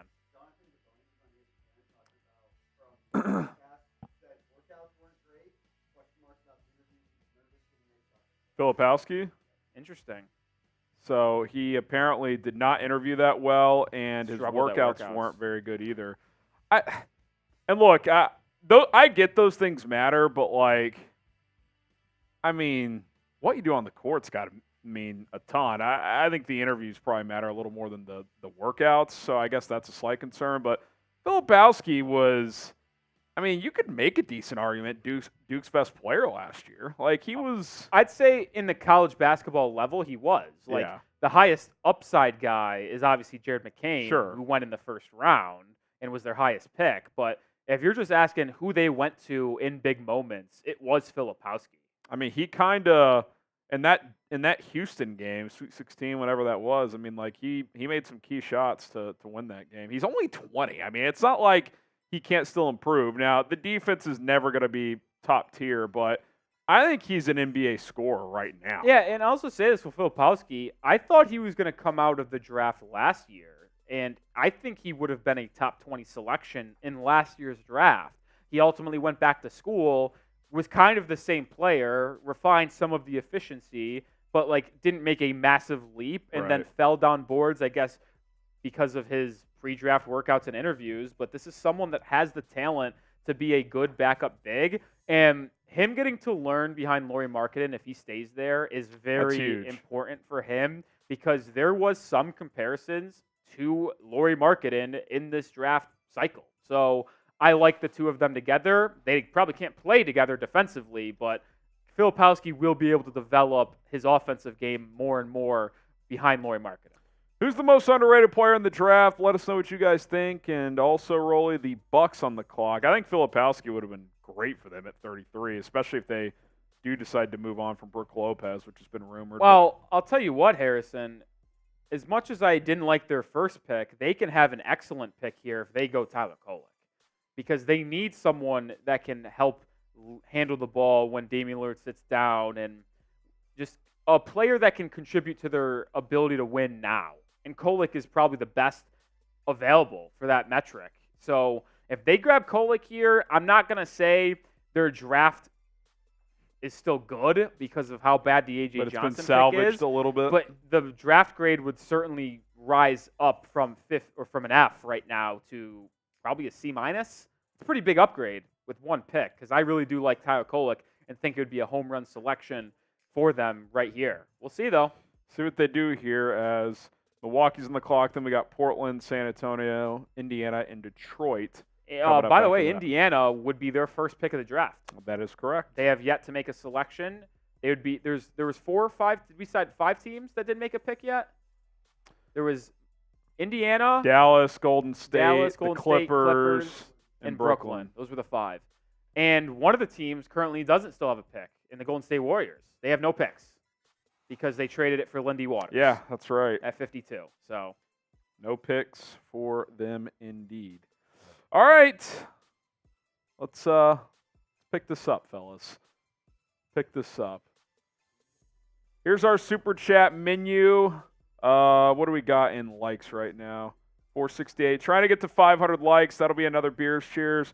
All super chats get a shout out and get on the on screen. $5, we'll talk about your favorite team. $20, we're ripping shots, and for $100, we'll do a beer bong or shotgun a beer. So if you're interested in that, we will make it. Get to 500 likes right now. It should be no brainer. 22 away. Come on. It takes 1 second. I don't understand why people don't like the video. To be fair, like whenever I hop on my personal YouTube account and go watch people's videos and watch people's streams, the first thing I do is like the video. I do too. I just show respect to the effort that those content creators make. Yeah. And I mean, like, I feel like you guys should do the same thing for us. Like, we're up here being live for 12 plus hours, Harrison. Yeah, we appreciate it. Hey, there it is, 500. There we go. Shout out to y'all. Appreciate it. All righty, Milwaukee here. Yeah, like I said, I think this should be a Tyler Kolek pick. No brainer. What about Tyler Smith here? I would like that too. I mentioned that.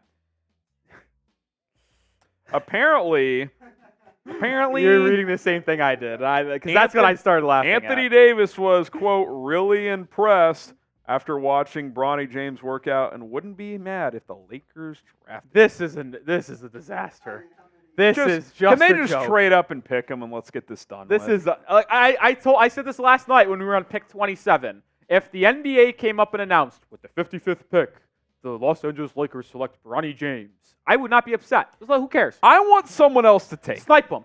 Please. Someone snipe him. Someone snipe him. Chris Kyle, they ask. Who's going to draft him? Type L for the Lakers, O for other. Tie my shoe here. This is our poll question. L for Lakers, O for other.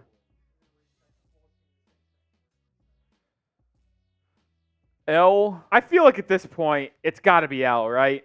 Like, it just seems so it obvious. just is so likely. The fix is in. Honestly, I'm seeing a lot of people type O, though, like Scruggs, Graham, Lord, Ellis, like Michael, Johnny, Brian McKenna, Miami Heat fan forever, Archer Davenport. Like, a lot of these people are typing O's. Like, I actually believe, at least in the live chat, our live poll has 57% Lakers. But I feel like there's more O's.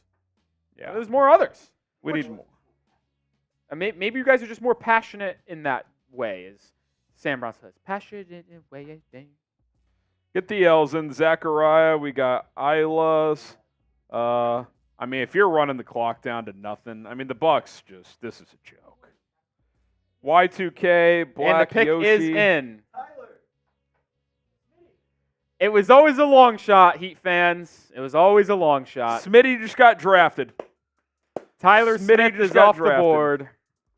Tyler Smith goes to Milwaukee. Tyler Smith is off the board. Can he help Milwaukee this year? Yes. You think he can? Yeah, and that's just a great pick. Probably will rise, but like he is so dang good. He's athletic. I thought he was going to be a first rounder, and it stinks that he's off the board if you're a Heat fan because I wanted Miami to trade up for him. I knew he was never filling the 43. They would have had to make a move up. Evidently, they don't. Maybe they trade for him after the fact. Never know. But either way, he's got a smooth jumper, and he shot efficiently, which is the biggest question for him because it has always been, can he space the floor? He shot 36% from 3 last year because he's so good at getting to the rim and finishing. He's so explosive. Like, he projects as someone who can be a 4 or a very big 3, and he can play the 3 because of how mobile and agile he is moving laterally. Like, this is just a superb athlete, and the Milwaukee Bucks are getting an absolute stud here. He was my 22nd overall player. I think he was a first-round player. He's from Texas. Still only 19. Yeah, like this is a good pick because the Bucks, they wanted to get more youth. They wanted to get more athleticism. They get it with Tyler Smith, but they actually get someone that can help your team now rather than later. Shout out Smitty. Elijah with the super chat here as things are tightening up in our super chat. Well, I'm going to take this and put it to the Heat report, and I don't care what you say because this is a Heat fan reporting on the Chat Sports channel. So we're counting this to the Heat. Nope. It's 70 to 60. Nope. 70 to 60. Don't care. Shout out to Elijah. It's also a first-time super chatter. Elijah. So his first super chat wasn't even on the Heat report. Well, he probably doesn't know we have a Heat channel, which is why. Oh, I thought you said this was like one of your regulars. No. He Elijah, says, first time ever, said Heat Nation. What's up, Elijah? Heat Nation. Go subscribe to the Heat Report by Chat Sports because we have daily content over there, and I'm the host. Says thoughts on trading Hero for Corey Kispert and Malcolm Brogdon. Maybe picks involved. Ooh, I don't like that. I don't think there would be picks involved. I don't know if I think that'd just be a 2-for-1, right? I don't know if Washington would do that because they have Jordan Poole. But if the Wizards would want Hero and you can get Malcolm Brogdon to be your sixth-man point guard and then Corey Kispert be your shooter, I'm in. Yeah. Because the salaries, I'd have to take a better look at the salaries, but I think Brogdon's at 22. Kispert's still on a rookie deal. so. He's probably like he was picked 15, so that's a 4 million. 4 million slot. So Be a you'd couple. cut- You'd couple be within cost 10. 22. You'd be within that 10%, I think, that you have to be in. Yeah. So that would probably work. Mr. Stegosaurus. All right, 70 all. Chat Sports all the way. Heat are overrated. I think that counts as -5 for the Heat. No. We're tied at 70. We're tied at 70. Cheers. I mean, he's a Heat fan. He didn't know. By the way, what do you think of these Rookie of the Year odds, by the way? Oh. Stephon Castle, the favorite? Is he going to be able to I see the score vision. enough? By the way, Alex Sarr, no chance. Zachary Roussache, negative chance. Zach Edey, there's a better chance of me dating Dua Lipa tomorrow than him winning Rookie of the Year. I'm rooting for you, And buddy. then lastly, Donovan Clingan, also tied with Dalton Connect at plus 1,200. I said this yesterday. I'll take Dalton Connect at plus 1,200 to win Rookie of the Year from the Lakers. He's just going to have I guarantee he'll have a role. I guarantee he'll average double-digit points because he's going to be able to just shoot wide-open threes when they double off LeBron and Anthony Davis. Like, I will, and then plus the Lakers media bias. Give me Dalton Connect plus 1,200 to win Rookie of the Year, and I'm going to run to the cash counter.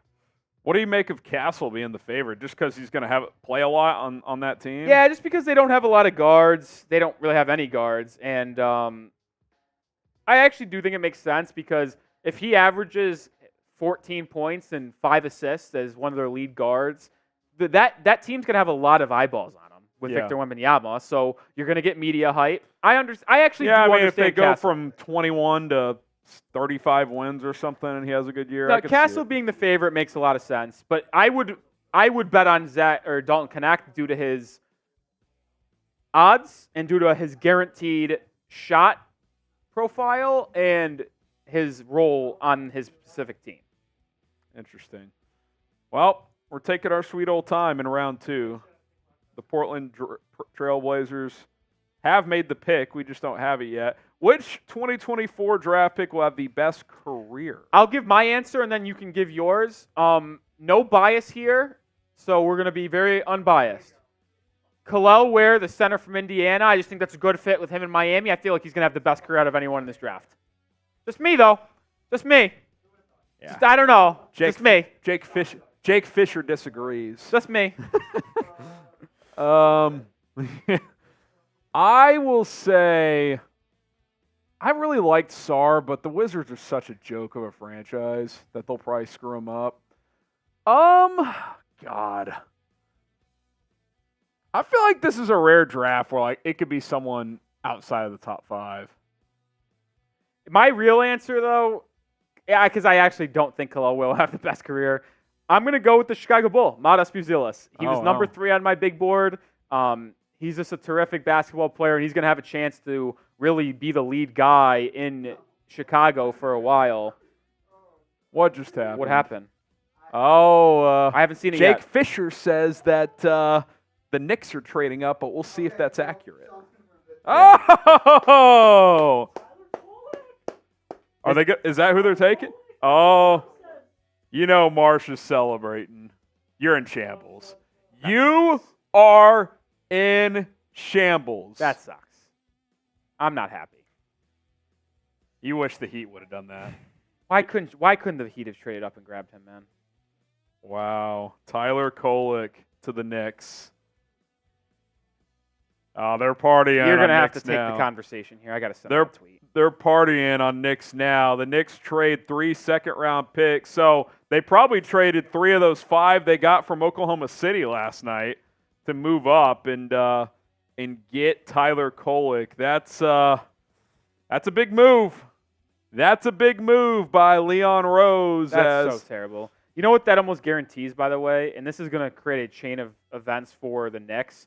They are going to use Kolek as their backup 1 now, and they're going to move Deuce McBride in that trade for Mikal Bridges, which then allows them not to be hard capped at the first apron in the Mikal Bridges deal, which then also leads them to be able to sign Isaiah Hartenstein back in free agency. But how much can they pay him in that scenario? Well, they have bird rights, so they can go as far as they want into the second apron. Oh, man. So this pick is probably setting off a massive chain of events in the NBA world, and I just fucking hate it.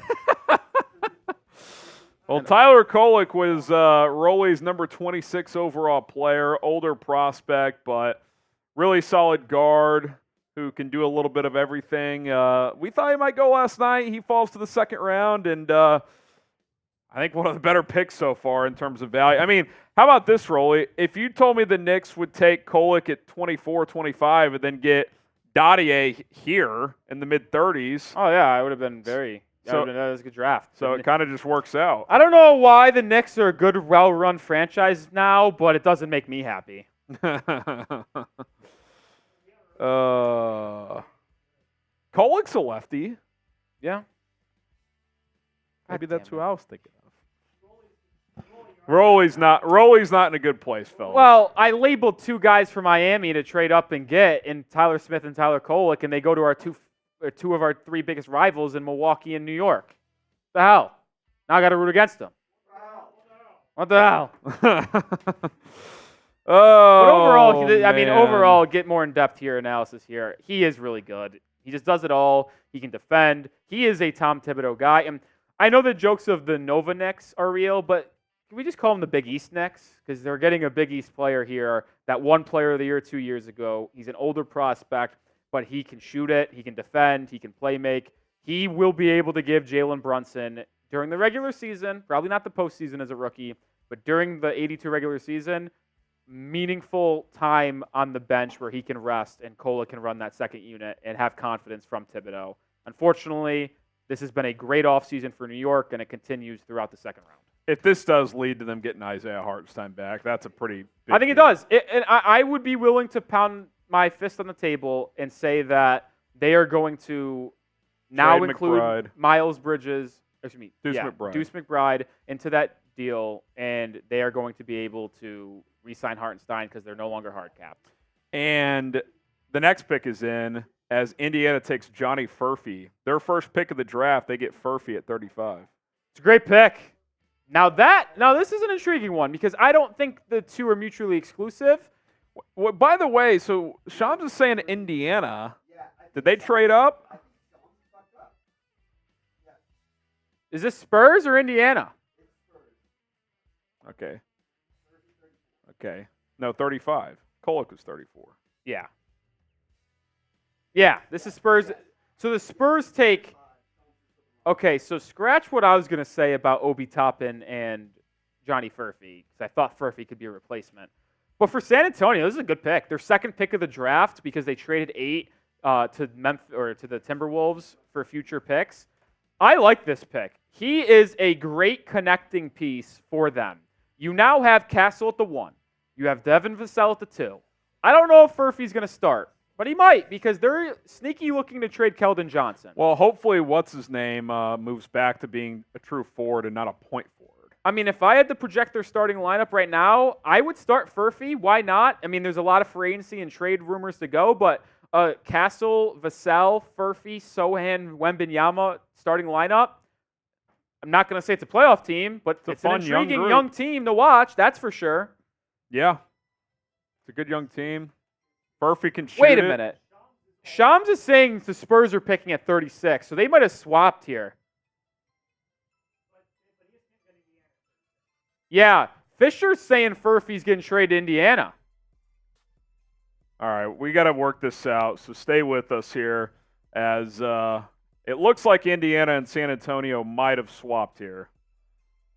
By the way, the Knicks are sending 4 future second-round picks to get Kolek at 34. Where? Whoa, Who just said had 4? that. Where does it say 4? I don't see 4 in there. Ooh, I read future as 4. I'm dumb. All right, while we figure out who's got who here, help us out. Go retweet our pinned tweet. Insiders not exactly being clear on what's happening here at 35 and 36. But if you want to show us support, go retweet our pinned tweet as we are reacting. Woj also says the Knicks could be moving 38 as well. So stay tuned for that. I think that would be in a separate deal based on him tweeting that. But, again, lacking context in that tweet. Shams and Woj not in their game right now. No, yeah, it's very out there. Fisher back? No, I actually think Shams was right originally. He just forgot to put out the point that it's being traded. Yeah. That's probably because his intern's doing the work. Well, Yeah, the go watch trade. the video. Well, it feels like that's official to where Indiana moved up to 35 to grab Furphy. The Spurs moved back to grab 36, where they're taking Juan Nunez, the point guard from Spain, which I actually do like that pick because this is your prototypical standard point guard that just play makes, who's got good size. I have him lower on my board, but Fisher says Nunez is a draft and stash candidate, potentially. Ooh, that changes things, which doesn't surprise me because I'm not as high as him as other people were in draft circles, but he's 6'4" with 6'6" wingspan. He's a crafty left-hander, and he beats you with his shot movement, like his pump fakes, his subtle movements, and he's got good length. He's good defender as well. Like, this doesn't surprise me if he's a stash guy because in a year or two, he could be their lead guard if Stephon Castle doesn't prove himself worthy of being a true number 1. Well, let's circle back then to Indiana getting Furphy as you look at the trade here. They just swap picks, and Spurs got our good old friend cash considerations here.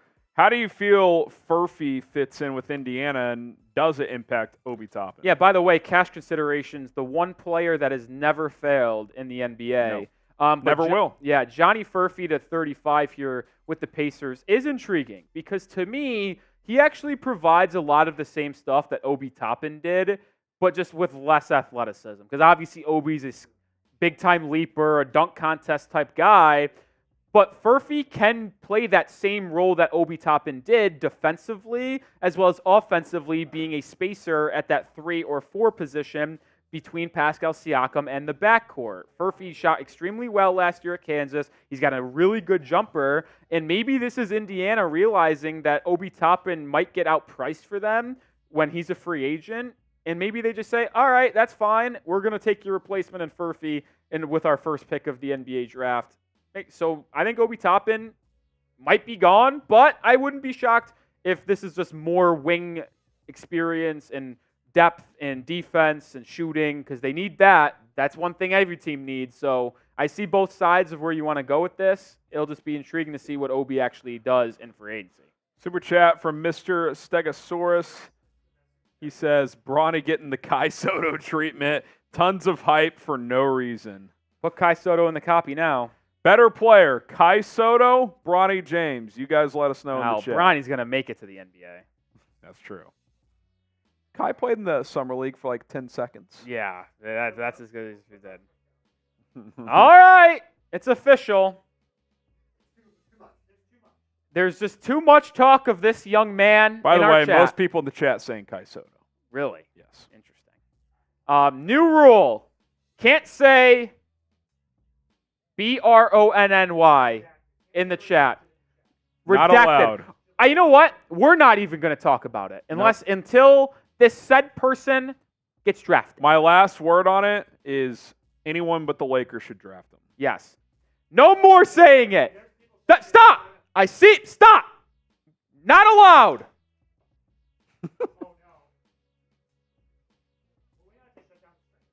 Got. Pissed me off. They're Harrison. spelling it different ways. They're They're killing me. cheating. Unbelievable. Oh, next pick is in. Minnesota trading 37 to the Detroit Pistons. So there's a lot of trades happening. You guys are killing me in the chat. You guys don't listen. You guys are the worst. We're gonna have to shut down the stream if you keep saying it. Guys are the worst.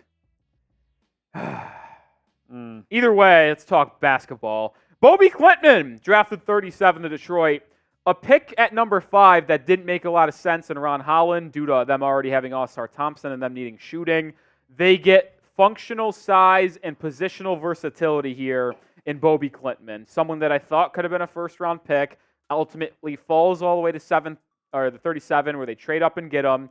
He is just a good basketball player that is able to space the floor, defend, and knock down threes. This is a good pick. I don't think he'll start for Detroit, but he has upside to be able to make a starting power forward role for himself between All-Star Thompson and Jalen Durant. Knicks trading 38 to Oklahoma City, by the way. So they already traded once with the Thunder. How many seconds are they going to pick up this time? Yeah, I don't know. See, this is the problem with the second round. There are Every so pick is many traded. trades, dude. There are so many trades. Like, for the Heat fans out there, as we get closer and closer to our pick, 260 people watching, shout out to all you. It wouldn't surprise me if Miami ended up trading this pick for, like, if they could get 3 future second-round picks from a different team for 43. Wouldn't surprise me if they did that, because if they do, that just gives them gives you more ammo, capital for other to trades. move in other deals and stuff. So, because the Heat only have 3 second-round picks, and one of them's this year. So after they make the pick, which I am in favor of making a selection because you need young, controllable players with this roster and high cap number, but you only have 2026 from the Lakers and 2031 allowed to be traded. Let's take a look at Rolly's best available players who are still yet to be drafted here, as these are the top guards available. Yeah. As you got Jai Mitchell, Jamal Shead, KJ Simpson, Tristan Newton. You go to some wings. You had Kevin McCullough, I think at 29 overall. It's kind of a fringe round I think one he is grade. now my highest player left available overall since Filipowski's gone, Kolek's gone, Tyler Smith's gone. I think he is now the highest one at 29. Intriguing name there is Trent Flowers, who played for the Adelaide's 36ers, not affiliated with the 76ers. That is an NBL team in the New Zealand League, I believe. But he's got a lot of athleticism and upside, but he can easily be a draft and stash guy who I don't think is ready to compete in a roster or rotation for the next couple seasons. And as we transition to the bigs, like, intriguing names here. PJ Hall's like a floor spacing type of guy. Oso Ighodaro is just an unbelievably smart player that almost knows what's going to happen on the court before it does and is a superb athlete, but can't do anything outside of a little push shot and dunks offensively. Quinn Post is a floor spacing big-time center, 7 feet tall, 7'2" wingspan, shot 43% from 3. And then Enrique Freeman, who's a smaller center, but an athlete and just competes at a very high level. So there are still some guys out there that are intriguing, not pictured, by the way, on the bigs list. Adem Bona and Folly Dante, a couple intriguing centers as well. So the Thunder, who are now on the clock after trading up, I would expect them to go big here. And it's just a question of who. And I think they could be interested in a Oso Ighodaro type player here. So we'll see what they end up doing. Subscribe to the channel. We're trying to get to 378,000 subscribers as soon as possible. If you love the NBA, this is the time to subscribe with the draft, free agency, trades. It's all right now over the next several days. So don't miss out on it. Hit that sub button, and we would appreciate the support you give us. All right, Thunder here. Then you got Memphis on deck. We'll see what. Oh, the there we go. Thunder There's a big does. surge in subs. Keep on in that sub button, fellas. Let's go. Hit that sub button. Let's get the 377-500. Let's get halfway to home to 378. Let's go. Hit that sub button. 377-345 now. 155 away from 377-500. That's right, Danny Miller. You know the rules. A lot of people are breaking them, though. All right. This trade just went down 3 second-round picks So I was almost right. to the Blazers for 34, where the Knicks selected Tyler Kolek. Johnny Furphy, Juan Nunez swap there with cash considerations going to San Antonio. Before we move on to the next one, this one's intriguing to me because what team was going to move up to 35 to take Furphy that made the Pacers say, hell, we can't let that happen. We're good at catching wind of this. We'll send you money to make sure we get 35. Because they're not making that trade unless they believe another team's trying to trade up. Yeah, they must have felt strongly about getting him. Pistons get 37, and we don't know what Minnesota's getting just yet, so stay tuned for that. Same with this Thunder-Knicks trade. Last night, the Knicks traded 26 to the Thunder for 5 second-round picks. Now they're trading with them again, so we'll see what they get in return this time. But we And do the know Thunder who they take picked. Ajay Mitchell. Yeah, AJ Mitchell's Mitchell, excuse me. really... All right, it's just cash. You are allowed to buy picks in the second round, and it looks like that's what happened here. So Does that help them out with the I don't think that hard affects cap that situation? doesn't affect cap situation at all. No, you just get money. But AJ Mitchell, the lefty guard from Straight cash, UC homie. Santa Barbara, is heading to the Oklahoma City Thunder. This tells me two things because they've taken now 3 players. They have taken 3 guards: Nikola Topic, AJ Mitchell, and Dylan Jones. Topic might not be ready to play, so who knows with that partially torn ACL. But AJ Mitchell is a type of guy that can play right away. A smooth lefty guard. He can score really well from the perimeter. Excellent jump shooter. That's where he does most of his work. He's not someone that's going to attack the rim and put a lot of pressure on you. He, I believe, was my 34th ranked prospect. Yep. He averaged 20 points a game last year for UC Santa Barbara. He could just score, man. And the thing that is intriguing to me is, like, he is a really good three-point shooter, shot 39%, and I think the volume is scalable. Like, he only shot, out of his shot profile, 21.7% of them were three-pointers. So if he's able to increase that number and continue his efficiency, then he is going to be really dang good. And I believe in that because he's an 86% free throw shooter. So this is someone that is going to be able to play alongside Shai Gilgeous-Alexander and provide some shooting off ball for the Thunder in limited role. AJ Mitchell, the pick there. The Memphis Grizzlies back on the clock. They took Zach Edey last night. I think they could use another shooter, Rolly. I don't know, based on who's available, who you would have as some of the top shooters out there, but they tried that with Jake LaRavia a couple years ago. He hasn't provided a ton. They should take Kevin McCullough. Yeah, I don't mind that. Maybe not the best shooter, but like He he's can someone score. that could impact their team and be a role player right away, which is what they need. He fits their win now window if that's what they're trying to get back into, which I would assume they are. So for 38, okay. All right, shout out your least favorite team. Boston Celtics. Simple. They're up there for me now after my team lost them in the finals, but yeah, How about you? It was your Heat for a while, but I like the new look Heat. I always liked. I'm sure you didn't like the Mavericks for a long time. I was too young. I honestly didn't hate the Mavericks as a team. I just hated Dirk. There was a difference. There was player removed. One of the team. classiest guys ever. Scumbag. Okay. Oh, we got confusion again. Well, that's what I was saying. We're figuring out some of these picks here, so stay tuned. So it seems like the Knicks are picking at 40. Just do the Tyler Kolek cut. Who cares? They already after that? did. So OKC is still getting AJ Mitchell.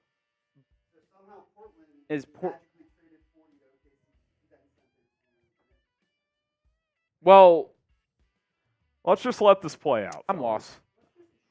lost. Least favorite team. Rolly will get some shout-outs here. We got EV saying the Wizards. That's pretty random. Jake Fisher says, the final path, OKC traded Lindy Waters for 52 to Golden State. Then the Thunder moved from 52 to 40 with Portland. And then OKC jumped from 40 to 38 with New York. Jake Fisher is like Aaron Wilson. When you get into round 2 and no one cares, that's when he shines. That's a bang from Jake Fisher. If you weren't with us when we were at our lowest, you can't be with us when we're at our highest. The Jake Fisher redemption tour has begun. But we did get a pick from the Memphis Grizzlies here at 39. Someone that I'm very intrigued by. Jalen Wells, the wing from Washington State, just barely made my big board, Harrison, at 58, I believe. Let me double check. Yep, 58.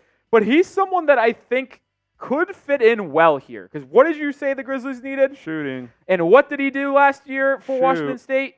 Shoot 41.7% from beyond the arc. And it made up most of his shot profile, and he did it very effectively. He had a 65% effective field goal percentage on catch-and-shoot threes. That ranked in the 95th percentile of college basketball. But he also was able to do some nice things in the pick and roll as a handler. I think he doesn't have the tightest handle, and they'll need to tighten that up. But as the ball handler in pick and rolls, he was in the 92nd percentile in terms of points per possession. So there is a little bit of upside there in terms of his playmaking.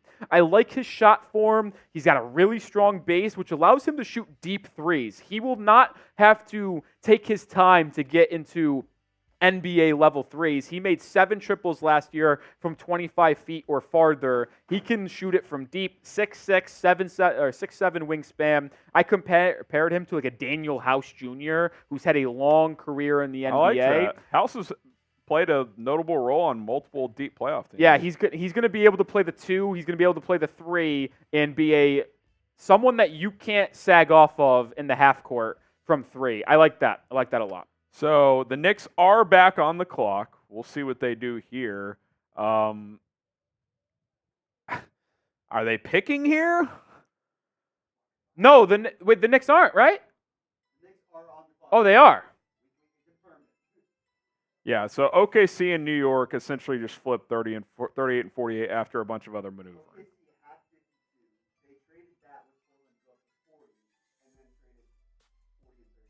Yeah.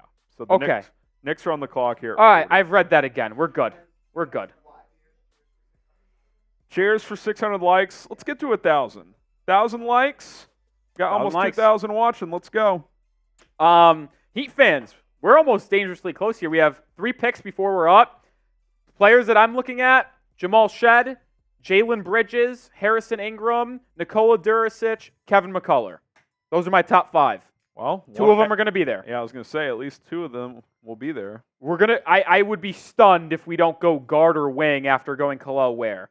So yeah, I don't think they're going to take your boy Quentin Post. No, listen. He was a second-round target that I identified about 2 or 3 weeks ago, and I put on my Twitter. But if since we went big, I don't think they doubled down. But we'll see. We'll see. The Nikola Duricic addition would be intriguing because he used to be teammates with Jovic, and that dynamic would be quite fun. And I also think he has upside to make our rotation year 1 if he's able to be adequate defensively, because the offensive ability is there. 7 likes away from another Beers Cheers. Hit that thumbs up button, and let's get to 1,000. We need to get a stack, folks. Let's go. Let's go. By the way, I like this tweet from my good pal Jimmy Sam. He goes, what really happens when the teams trade cash? Like, where does the cash go? To laundry machines. Someone replied, Beers Cheers, by the way, and said that they should Venmo the cash to fans. I'm in. I'm like actually that. in. I Give it like to your that. season ticket holders. I like that. Let's do it. That's fun. That's good stuff. Whoa! Whoa. Bob Myers says Bronny James could play in Australia. He states that Rich Paul is warning teams against drafting Bronny, threatening that James will play in Australia. You know what that means? It's Lakers or It's no one. Lakers It's or Lakers no one. good day, mate. Scumbag. Rich Paul is a scumbag. I'd still draft him. Have fun in Australia, I Bronny. almost tweeted this from the main chat sports account because I forgot that's what I was on TweetDeck on. I got to send off a tweet. What a scumbag. I'm quote tweeting it. I'd still draft him. Have fun in Australia. Boo! Adam Silver and Rich Paul have ruined the NBA. Unbelievable. You know what? I'm still not saying Bronny. Oh, Star that's a Wars shot. that. I'll take a beer's cheers. Okay, that's a beer's cheers. Every time we say Including that you. name, we're drinking going forward. I'm not saying it. You can't say it. Don't say the name. He doesn't deserve our attention. If we're going to be honest. I don't think he does. If that report, stop breaking the rule, guys. If that report is true, talk about an all-time scumbag. What if Wait a Phoenix- minute now. Could Phoenix draft him? Oh no, the pick's already in. Oso Ighodaro. This is a really fun pick for Phoenix, who now finds their backup center. Assuming they keep Yusuf Nurkic, Drew Eubanks declined his player option. So I would think Oso Ighodaro, the center from the Phoenix Suns, or from the Marquette Golden Eagles, are going to be the backup center, for the Phoenix Suns, who just need smart basketball players that can affect the rotation right away. And I think that he will be able to do that. Who trades more in the draft, Leon Rose or Howie Roseman? That's a good question. Oh, man. By the way, I just want it on the record. We're only 10 picks home, fellas. It's been an hour. Not technically an hour. They said, Started 40. about 3:15. So I put us on pace for 2 hours, 2:10. It'll fly closer at the end. It will. 6:30 is the over/under when the last pick is in. Yeah, this is the new backup center for the Suns, but he can't space the floor. He has no jumper. Or actually, not 6:30. He 5:45. He simply can't space the floor. The only thing that he can do that isn't a dunk or a layup around the rim is this 8-foot, 10-foot push shot floater that he has. That I like. He's very good. He's very effective at it. I just don't think that it's going to be able to do much. And listen, you don't need every center to space the floor, but So the Knicks be now nice. have 51 and 56, by the way. okay, so that's what they got back. Could they take, Yeah.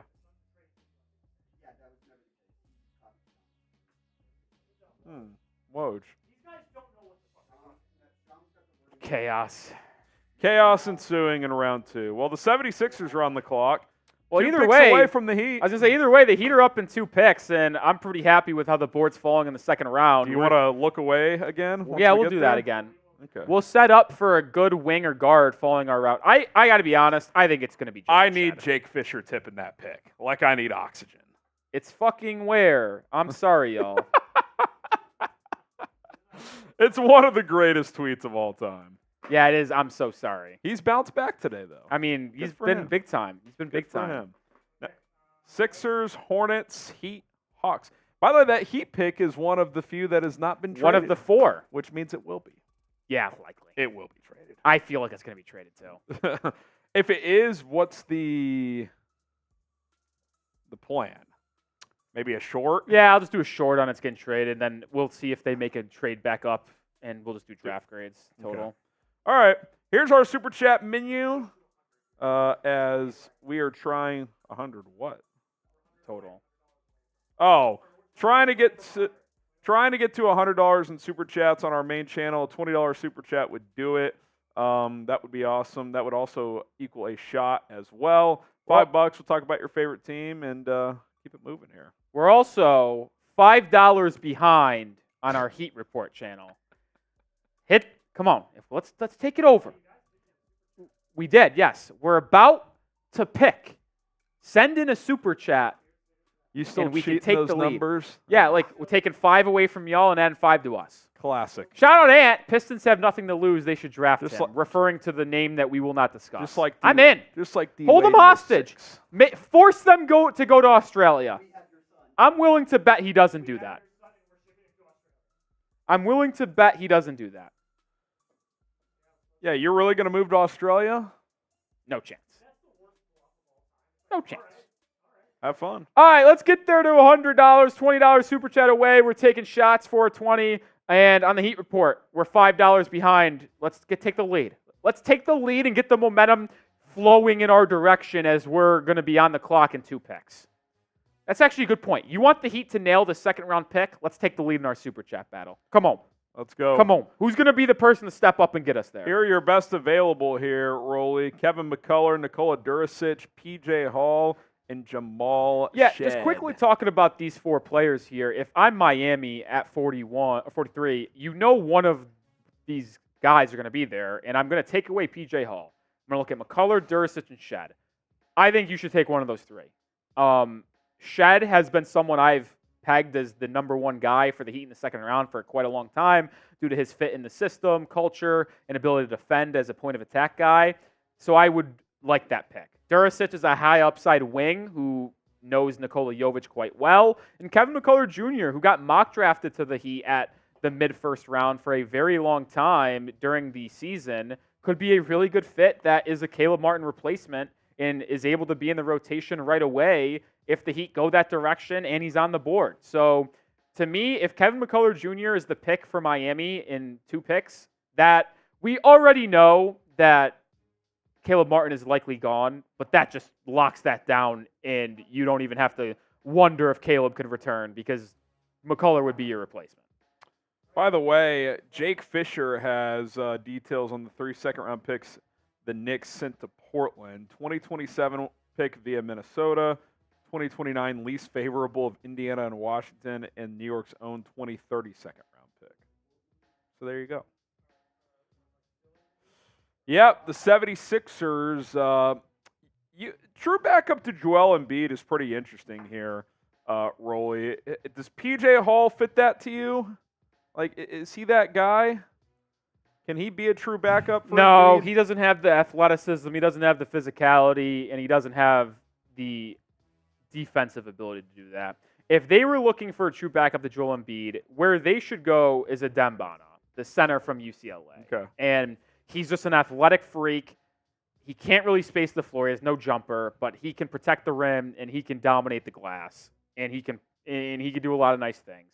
If you feel that Paul Reed is not the backup center you thought he was, I think a Dembona would be a good pick here for 76ers at 41. We'll see what they do. Ooh, $5 super chat to give us the lead back. Fake news. No, because it is Elijah who sent in that 5 on Chat Sports. Didn't realize that we had a Heat channel. Came over here and sent us a 5. That $10, take away 5 from Chat Sports, add us another 5, and we're in the lead by $2. Is this the guy you just said, by the way? Yeah. A Dembona? What happened? Did he get drafted? Yeah. Is that who you were just talking about? Did he go to Philly? Yes. Nailed it. Smart man.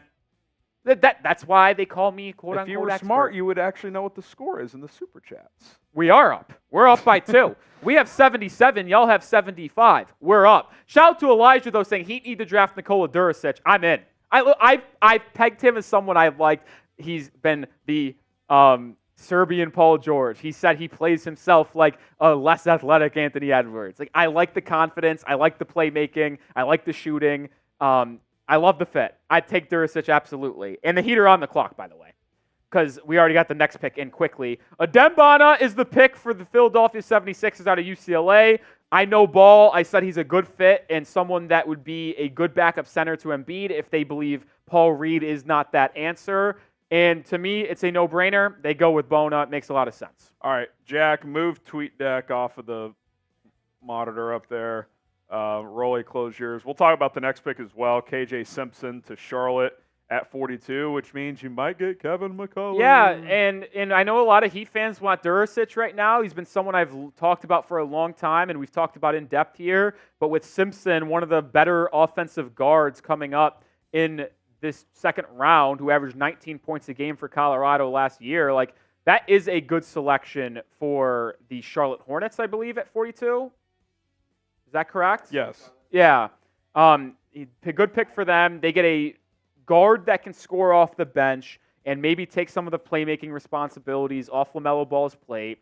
Not saying he's going to make a massive impact because it's hard-pressed to really say second-rounders will, but he has the capability to do so. The only question I have with him, Harrison, he's undersized. 6 feet tall, kind of like Jamal Shead. But Jamal Shead and KJ Simpson are opposites of each other. They're both 6 feet tall, undersized. One's just an unbelievable lockdown defender, and one's just an unbelievable gifted player offensively. Yeah. And that's KJ Simpson's offense, Jamal Shead's defense. All right, you kind of recap some of the second-round picks here. Jonathan Mogbo, the big out of San Francisco, went to the Raptors at 31. Kyle Filipowski goes 32 overall, which, by the way, there's crazy rumors surfacing about him right now. Who? Did you see the one about the relationship? Which one? I don't know if this is verified or not. I saw a tweet. Maybe this was Who are we someone. talking about, though? Filipowski. Oh, okay. That apparently, and this was not a verified account, so who knows? It could have been satire. That he was, when he was in high school, was already dating someone who graduated college. That fractured his relationship with his parents, who he doesn't talk to. Again, this is one tweet. I didn't look into this at all beyond that. But if it's true, then also the interviews, that he was nervous in interviews, he didn't work out well, yada yada yada. So maybe there's immature vibes there. I don't know, but there you go. We'll look into that further. Well, Heat fans, we're on the clock. Who do you want to draft in the Heat report chat? Spam a name and spam a prospect you want Miami to take. I can get some shout-outs here. Yeah, give some shout-outs to the people out there. Rolly doesn't want to be tipped. I'm not going to be tipped. Raw reaction. Like we did with Kel'el Ware, if you were with us yesterday for the 15th pick, I'm going to close my eyes when the pick is in, and they're going to show me, and we're going to clip it, and we get my initial reaction to the pick. Got over 400 people watching. We do have over 400 people watching. I am the host of the Heat Report, Nic Rohloff. Make sure you subscribe to the channel. We have videos every day. We're going to be live for Summer League games to watch Kel'el Ware and whoever the Heat pick at 43. What, the allegations? So make sure you hit that sub button and lock us in here because we have a lot of trade rumors, free agency news to talk about over the next 3 months. And we're live for almost every game in the Summer League as well as the regular season. You want some shout-outs here? Yeah, give shout-outs. David Links says Nicola, so does Chris. Jamal Shead from J-Rock. The Miami Nicolas from Johnny Gonzalez. Kevin or Shed. Pell Larson. Yeah, good shooter and wing Swedish guy. player from Arizona. I wouldn't hate that. Got another Wouldn't love it, Nicola though. from David. Ariel Huckport. I've never heard of that guy. Huckporty. I've actually never heard Enrique of that guy. Freeman from Stretch 5 Bam.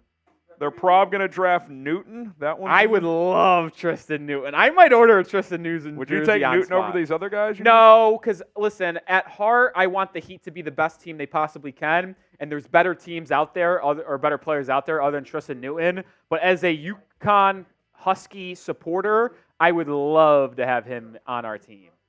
Wait, that's his brother? His brother, Filipowski's brother, is replying to people on Twitter. This could be This could be a disaster. This could be an all-time Filipowski. Is this an Aaron Rodgers situation I don't where know. he just is disowned his family? I see it. I've seen a couple super chats come in on the Heat report, but I'm scared to see if they're spoiling the pick or not. I'm not seeing. There's no pick yet. I need Jake Fisher to tip this pick. It's That- fucking that is what I Ware. need. Sorry, y'all. Please give us some. Can you send me his brother's account? Because I'm going to do this later. The Glockness says cash considerations Monty will be 2K rookie of the says year. Tyreek Hill. I saw someone say unnamed player. Is the pick not in yet? It's not in. They taking a might long- be trying to trade. They might. I knew it. They're a trade out team. They are. We always knew this. They are who we thought they were. Super chat on Maine. No, Power because we have hitter. like two different $2 super chats. What Suck it. did Portland get for trading 40 to 52? I don't even.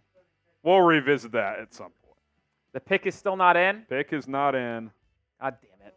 Remember, we went back to back there. Every time that happens, we're true. stuck. If they trade it, can you guys just tell me so I can stop like not looking at anything? There's nothing in yet. Because I don't think we're going to get a raw reaction to a trade short out there. Who do you guys want? I got the Heat chat pulled up. Christopher says Adam Bona has gone to trade out. They want another big? Heat fans are Get over it. Heat fans are obsessed with size. Guys, I'm telling the you. Heat can't shoot. They need shooting. They need more shooting. Listen, I was with them, and I know the Heat need size, but like You already got it. the obsession with it is just flat out ridiculous. All right, nothing yet. With that being said, if they took Quentin Post, I wouldn't be upset. They got to do trade Bam. Just so I can go back to my tweet from like 3 weeks ago and say, God, I'm smart. Not for any real on. It'd literally just be so I can go back to a tweet 3 weeks ago and says, man, I know Christopher ball. says they need more bigs. Well, so okay, cool.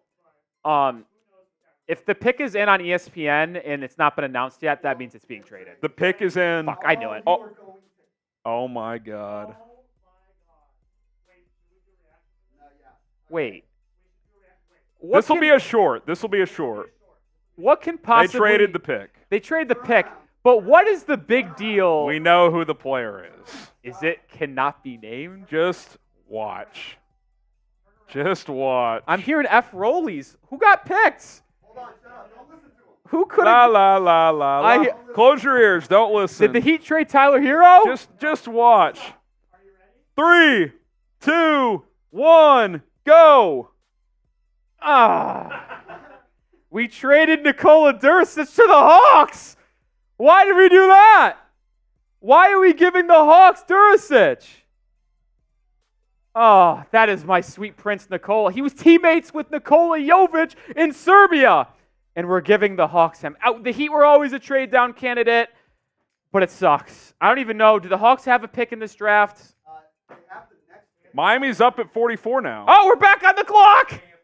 We're back. Stay tuned for Stay another tuned for another short and a pick reaction. Go Heat. pick. I love that.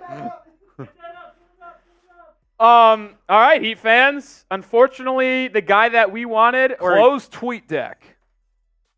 I'll pull the chat back up. Miami gets 44 in cash considerations. The one player that never goes wrong. All right, who do you guys want? Hold on. Cheap Mickey Harrison does it again. Yeah, talk Dursic. Okay, yeah, we'll talk Dursic because he's fun. He is. Let me pull up my big board so I can talk about him because I won't get spoiled that way. Dursic was my 33rd overall player, 16th wing. I know Heat fans wanted him, but if you had your eye on a different prospect, I don't know what cash considerations does, but I get it. He played really well at the NBA Combine. I compared him to Chandler Parsons. Okay. Good handle for a wing, and he flashes playmaking upside that feels like every Nikola ever from Serbia has. And he's very fluid with the ball in his hands, right? He's able to rise into his shot off the dribble with no wasted movement, getting into the mid-range. And that's why he's been dubbed the Serbian Paul George. It's very fun. And he has good positional versatility as well. I think he could play the 1, 2, or 3 because he does flash that playmaking upside to be a potential 1 in situations. We've got the pick. I'll just do this. We've got the pick. I don't like reactions because Sam saying, "Oh my God," Nah, you're not gonna know. I'm not gonna know the player. I'll give you a hint. Someone on the Heat report wanted this guy.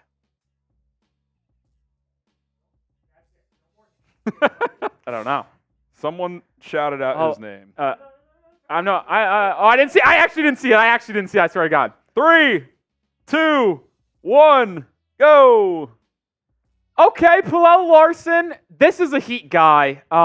He is. He shot it. He wasn't in my top 60, so that's not ideal there if you're a Heat fan, but the Heat don't give a shit about my big board. They don't give a shit about your big board. They're just going to take who they think they're going to get to help their team. He is a do-it-all wing who shot it well at Arizona last season. I'm disappointed that we didn't go with a Kevin McCullough or Jamal Shead, if I'm going to be honest. But listen, it's hard for me to criticize the Heat front office for making picks because they have always been excellent at identifying talent and who fits in their schemes. So Kel'el Ware, welcome to the Miami Heat. Hopefully, you can make a difference. All right, so once y'all are ready to go, I'm going to hop off briefly. Rolly's going to dive into that pick. Y'all can obviously talk about the trade at 43 as well. Let me fire off a tweet on Kel'el Larson real And quick. how do you guys feel about the pick? L Yeah, for like, grade D the for pick. dislike. Grade the pick. L for like, D for dislike. David says See a lot of dislike. people saying L. Jesus. Chase says like. Dylan says Oh no! like. Oh, that's good. I thought you guys were typing L for like an L. L for like, D for dislike. Oh, man. All right, once Rolly fires off this tweet, how do y'all guys want to order this? Do you want to do the trade first or probably the pick first?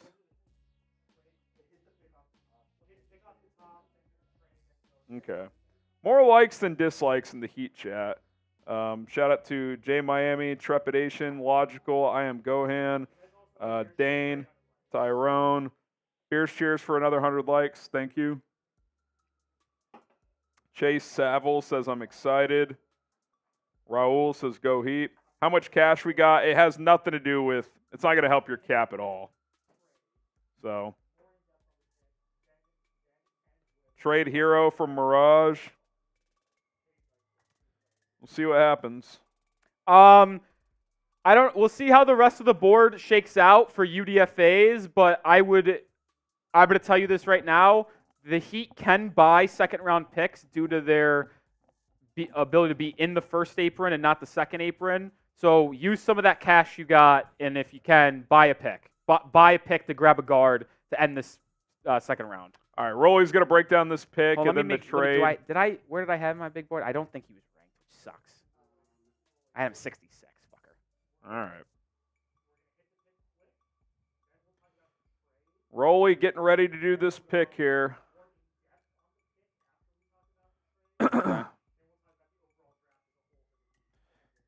Okay. All right, I'm hopping off, and Rolly's taking over. Yeah. The Miami Heat made another selection in the NBA draft, this one coming in a form of a wing. Kel'el Larson, the wing from Arizona. The Heat, we'll talk about the trade in just a second, move back from 43 to 44 and get cash consideration, so it's not a crazy trade back where the Heat get future assets or anything like that. But Larson, who has spent 4 years in college, 3 of them at Arizona, 1 of them at Utah, so he's a West Coast Pac-12 guy through and through, is your newest member of the Miami Heat. Initial thoughts, let me know. How do you feel about the pick from Miami? Type L for like, type D for don't like. I know we'll talk about who the Heat traded to the Atlanta Hawks in a second and on why Heat fans might not be the most ideal and like this, but let me know what your thoughts on Kel'el Larson down below. Some of you might be typing D for don't like because of this. The Hawks and Heat made a deal, and Nikola Durasic is someone that I have talked about openly about wanting to add to the Miami Heat, and a lot of Heat fans bought into that and wanted to add another Nikola to Miami. Durasic was someone that played with Nikola Jovic in Serbia on KK Mega Basket. So their connection was there. He's been dubbed the Serbian Paul George, who's very good at scoring in the mid-range and facilitating. But Miami ultimately had their eyes set on a specific prospect, that is Kel'el Larson, and they deemed that we'll take the cash, however much it is. It's really a non-starter. It's the non-mover, if you will, in any move, and they say, we'll take the extra cash and we'll take our guy. So let's talk more about Larson and focus on the newest member of the Miami Heat. I didn't have him as a draftable player, if I'm going to be honest, so there's that. He was 66th on my big board, my 27th overall wing, 6'5" in height, 212, 23, older prospect. So Larson is someone who is likely, we'll see if he can fight to make the roster. Like, I'm not willing to guarantee him making this team. Maybe he gets a two-way deal. It's very possible that that ends up being the case. But Larson, who has had a lot of experience in college, we know the Heat like that and always want to add him. More measurables on Larson, 6'7" and a half wingspan, so a +2 wingspan, which is always welcomed. A max vertical of 38 inches, so he's a decent athlete. And I'm not going to try to come up here and say this is your Caleb Martin replacement because that would just be irresponsible of me. I do think he is gone in terms of Caleb Martin, but Larson is not someone who is going to be able to play right away and start, in my opinion. And I'm seeing this as it's coming in and it's someone that I wanted Miami to take, Jamal Shead. He got picked the pick after Miami, so there's no chance of a UDFA there, which kind of stinks. But back to Larson. Mentioned 3 years at Arizona, 1 year at Utah. He did start all 36 games this past season for the Wildcats. He started as a bench player in 21-22, played in 37 games, only started 2, played 20 minutes, then started half the games in 22-23, playing 27 minutes, and then had his largest role this past season where he played and started in all 36 games while playing 30 minutes a night. He averaged 12.8 points a game, 4 rebounds, and 4 assists. So he does it all a little bit. And this is something Miami will like, and I think you will like as fans. He's a good shooter. He shot 3.3 points attempts a game, said that ass backwards, but shot 42.6% from 3. So the guy's a sniper, and he shot 52% from the field. So he's an efficient basketball player that doesn't need the ball in his hands and will be able to play off ball, which is what they need. The question is his defensive prowess. Will he be able to make an impact for this team defensively? That is the biggest question that we're going to have to answer, and we'll continue the conversation here in just a second. But this is why you subscribe to the channel. We broke down Kel'el Ware yesterday. We're breaking down Larson now, and we're going to come back with more draft grades later today and then UDFAs tomorrow with more coverage over the weekend on free agency. So hit that sub button and help us get to 12K. The goal is to get there before free agency on Sunday. We're about 300 away, so help us out. All right, let's continue talking about Larson now. And we knew they were going to go wing after the pick of Kel'el Ware because I know some Heat fans actually wanted to go double dipping at center. That was never realistic. They got their center. Their Kevin Love's going to return. Thomas Bryant still has a player option. We don't know what he's going to do with. But either way, Larson or a guard was likely the most common outcome. And they grabbed the wing, who's a shooter, a defender, and we'll see if he can really be an average defender in the NBA. That's the biggest question. Check in with Kevin O'Connor and what he had to say on Kel'el Larson. Knockdown shooter off the catch, especially when he's left open, so he could feast playing alongside star-level talent. He's one of the best in the draft at using pump fakes to attack closeouts and then scoring an aggressive downhill attacks and pull-up jumpers. He's a capable passer in those situations too. So that's kind of where it feels like the most obvious, right? The Heat fell in love with the shooting and his high IQ, and that's something the Heat value quite a bit. So I don't think this is going to be the case, but it's something we could speculate on. Like, if the Heat value him as a shooter, could he replace Duncan Robinson? And could you move Duncan in a separate deal to free up cap space, which would free up about $18 million against the cap this season, which could maybe allow you to bring back Caleb Martin?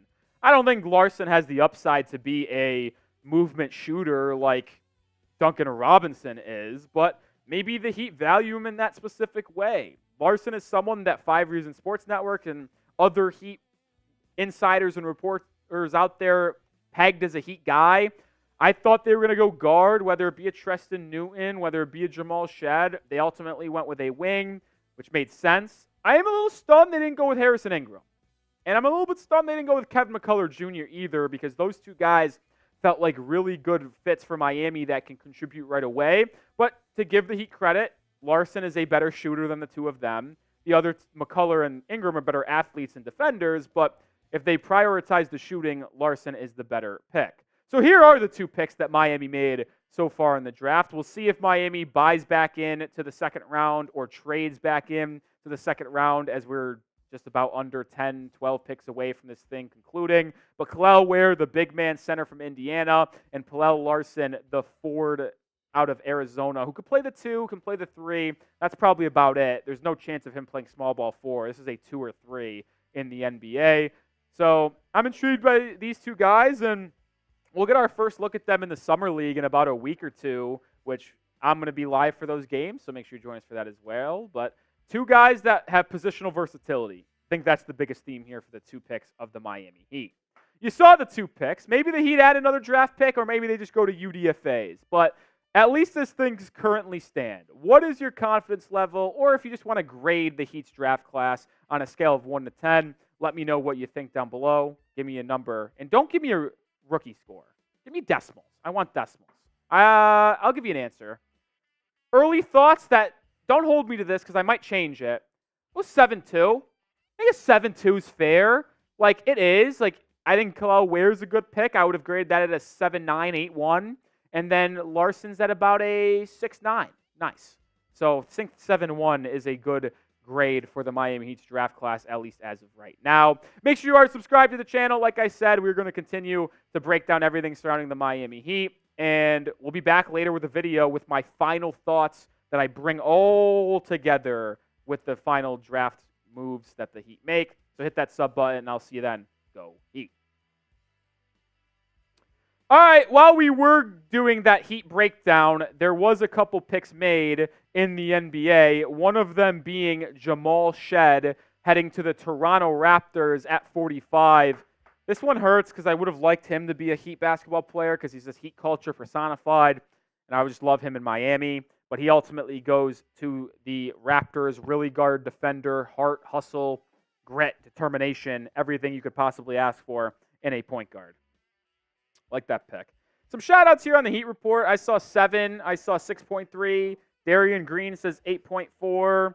Elijah says 7. J-Rock 7. Mirage 7. Ant 7.5. I said 7-1, so you guys are with me there in a way. You guys are with me. All right, back to the draft. Cam Christie is the next pick at 46, so we do have just 12 picks to go in this draft. Yeah, I told you, the last 10 picks always flies by. Thank God. They always fly. Cam Christie, the talented guard out of Minnesota. Younger brother of Max Christie. Yep, and he is a shooter, like we mentioned earlier in the stream. He is someone that can light it up from 3, but that's all he gives you right now. Yeah, he's joins his brother in L.A., just on a different team. And then the Pelicans have traded for the 47th pick with Orlando. Yeah. So New Orleans on the clock now. All right. 12 picks left. Sam, is there any way you could do me a must favor? Not be named. If not, I could hop off for 1 second, fill up my water. Okay. Getting closer to he who must not be named. Ooh, Pelicans make the pick. It's in Antonio Reeves. All right. Antonio Reeves. Older prospect, Rolly. 23, 6'4", 185. I'm sorry. I'm absolutely dying at some of these reactions by Heat fans about trading Nikola Djuricic. Like they're in shambles? Yes. Are you on shorts? This is Bol Bol all over again. Yeah, because he turned out well. Yeah, but but in that draft, Heat fans, they just saw Bol Bol to the Heat and didn't realize it was traded. Like, that's just hilarious. Reeves, though, yeah, really good score. He led Kentucky in scoring last year, like 18, 19 point per game scorer. He was their starting 2 guard. You saw 2 top 10 picks from Kentucky's backcourt and Reed Shepherd and Rob Dillingham go yesterday.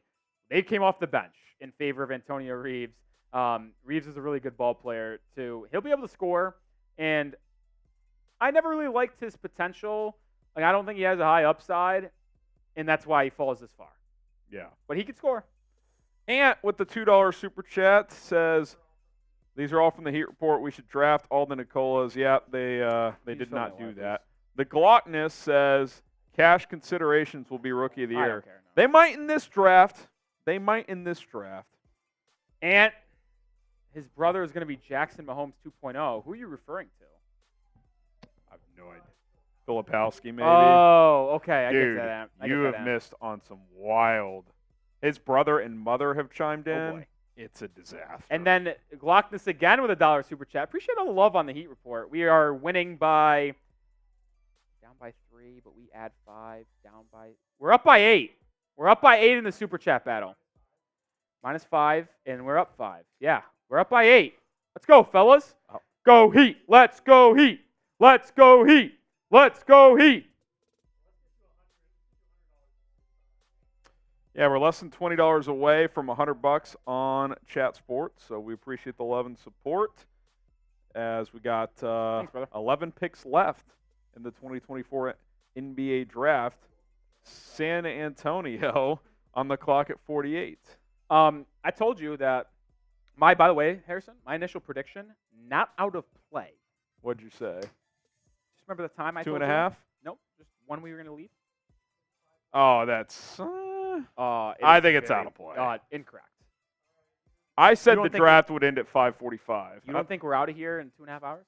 You said 6:30. 6:37.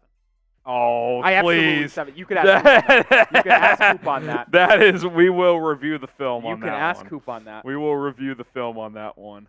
All right. Here are some of the picks that have come in today as we'll kind of just roll these through here. What has stood out from you? Kolek to the Knicks. I mean, you mentioned it. If they throw Deuce McBride in that trade now, they can conceivably re-sign Isaiah Hartenstein. Yeah, it's funny that my big board, what did I tell you? It actually fell almost exactly how I thought it was going to go. Because Magbo was a little bit of a shocker, being the first pick in the second round. But on my big board, Harrison, entering day 2, my top 4 in order were Filipowski, Tyler Smith, Tyler Kolek, or no, excuse me, I'll run that back. It was Tyler Smith, Johnny Furphy, Kolek, and then Filipowski was 1. And it went Filipowski, Smith, Kolek, Furphy. So if you swap Furphy and Kolek, I guess NBA teams thought the same way as I did. Yeah, I already said that, Jack.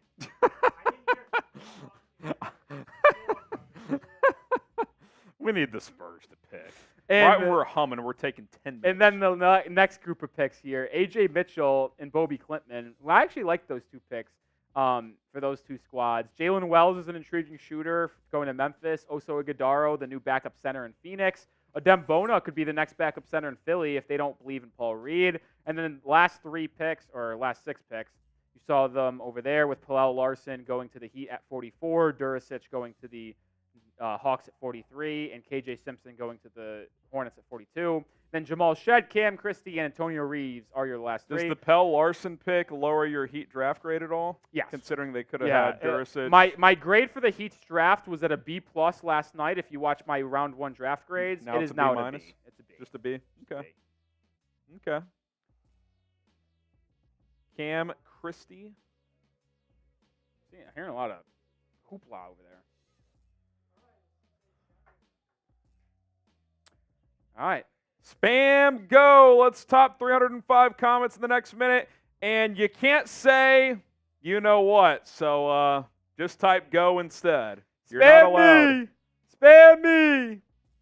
Me, go, whatever. By the way, or go, yes, all right. By the way, AE, before we give shout-outs, we'll let them come in. AE on their Heat channel says, wait, WTF? Why did Nikola go to the Hawks? I thought we got him. Nope, we traded pick 43 to the Hawks where they took Nikola Duricic.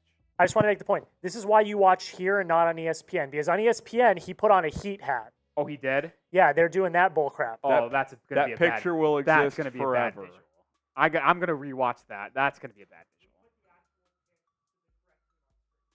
All right, shout out Archer, Davenport, Sloth, Danny, Chris, Peter, Braun, Superstar, Bobas, Mr., The Major, Nicholas, Damon, LeBron. Ooh, this is a good pick. Chris Scott, Peter, Archer, Sloth, Derek, Abdul, David, EAC, Violetes, Donnie, Vincent, Just, I am, Abdul, EAC, Nicholas, New Blocks. We're going to try to beat our record of 305. Let's get there. Let's go. Spam your goes. Nicholas, EAC, Peter, Noob, LeBron, Superstar, Just Someone, Curry. We got Peter, Gary, JJ Peraz, David, Keontae, Amari, Chris, Scott. Keep it rolling. We do have the next pick in, by the way. 306. We topped that one. That's pretty sick. Harrison Ingram That's to good the pick. Spurs. That's I good like pick, that yeah. pick. I said I wasn't going to get as excited, but if I was a Spurs fan, I would be excited with the selection. Harrison Ingram is just a winning basketball player. Good name. Good player. He transferred from Stanford to North Carolina, and in his 1 year at Chapel Hill, he was their second best player. And this was a player that was joining a team that had Armando Bacot, one of the best centers in North Carolina Tar Heel history. And he was more impactful than he was last season. It was R.J. Davis as the lead dog, Harrison Ingram 2, Bacot 3, Cormac Ryan 4. He is good from 3. He is good in the mid-range. He absolutely battles on the glass, Harrison. He averaged 8 rebounds last season for the Tar Heels. He just attacked the glass with a very aggressive mentality. He was forced to play the 4 for them. It was Bacot at the 4, Ingram at the 3, with Elliot Cadeau at the 2 and Cork McRyan at the 3. But Ingram is a 3. Good size, 6'5.5" with a 7-foot wingspan. So good plus wingspan there. You know who I compared him to? Jay Crowder. Okay, I like that. I don't think he's as good as a 3-point shooter as Crowder is, but the area to improve and develop into that high-efficient 38% free throw shooter is there. And he's not going to be someone you trust playmaking, but he's a good defender with physicality, can space the floor a little bit, and he can rebound. I like Ingram. By the way, is there any chance Bacot gets drafted? No. No chance. No, I don't even think he'll get. I don't even know if he'll get a summer league invite. So you going to be learning Chinese pretty soon, Yeah. if not already? Yeah, I'll tell you that. All right, subscribe to the channel. We are officially down to our final 10 picks. That better have been justified. That's a justifiable reaction. I haven't seen it yet, so I will be the determination of that. We're trying to get to 377,500 before the draft is over. Can we get there? 97 subs away. It is free. Hit that subscribe button. NBA coverage just getting going here as NBA free agency starts on Sunday. So be sure to join us here on the channel. And, okay, that was a justifiable woe on day 2. I mean, if that happened yesterday, not justifiable. Today, justifiable. So the reaction that I had is make sure you hit that sub button because who else is live right now breaking down what we are. Oh, Tristan Newton just went, by the way, to Indiana. God, the Pacers are sniping good players. Your Eastern Conference rivals are loading up today. I should be running the Miami. I'm telling you right now, I would have us multiple championships in the last 5 years. So Reggie Jackson to the Hornets for 3 second-round picks. What do you make of that? So maybe they're going to re-sign KCP after all? He opted in, which he opted out. Or Reggie Jackson opted in. Yeah. To his $5.5 million, just got traded. They clear that money out. They're going to try and bring back KCP maybe? Well, I don't think that really has – it might have an impact on it. It might not. To me, that just kind of shows me that they're going to be in the market for a backup point guard. I never thought Reggie Jackson was a good enough backup point guard for them, which is why I was very surprised that he opted in because I thought they would have went in their own separate direction, but ultimately not. And I don't know why the Hornets grab him, especially after drafting KJ Simpson. 3 second-round picks for Reggie Jackson? If I'm the Nuggets, I would have made that deal in a heartbeat. Yeah, seriously.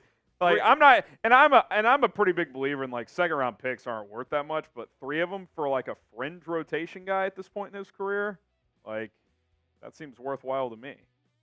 So Tristan Newton to the Pacers, a personal favorite of yours, Rolly, 2-time national champion out of UConn. He lands with talk about a good fit too with Rick Carlisle and his offensive system. Like, maybe he's the long-term backup point guard if T.J. McConnell isn't there long-term. I think McConnell's going to sign a long-term deal. But, yeah, Newton is a do-it-all guard. He can rebound. He can defend. He can shoot it. He can play make. He's just got good size to him. He's physical. And we'll see what his role is in Indiana. Like, they have so many guards there, right? Like, they have Andrew Nembhard, who they're working on signing long-term. They have T.J. McConnell, who they want to sign long-term. They obviously have Halliburton. So I don't really know where he's going to be on this roster, but he's just a good basketball player. And if I was running a team in the NBA, I would just be in the business of adding good basketball players to my roster. And that's what the Pacers did here with Tristan Newton at 49. Yeah, so Tristan Newton lands with Indiana as they've had a couple of second-round picks here today. Pick 50 coming up, which is Indiana again. Okay. The Pacers are up again? Back-to-back here. Kevin McCullough, man. Could he go undrafted? No chance. I mean, there's only 9 picks left. Well, I guess maybe, but like, that'd be interesting. if he went undrafted, he'll get a lot of guaranteed money, as you that's would say, if Kevin McCullough goes undrafted, that to me is the Chris Livingston situation with the Milwaukee Bucks, where it's like This guy just openly said, "Yeah, I'm just going to go to the Bucks." Well, you're at the point in the draft where agents start telling teams, "Don't draft my guy." So maybe he just is. I like, mean, how many "Screw it." picks do we have exactly? 9.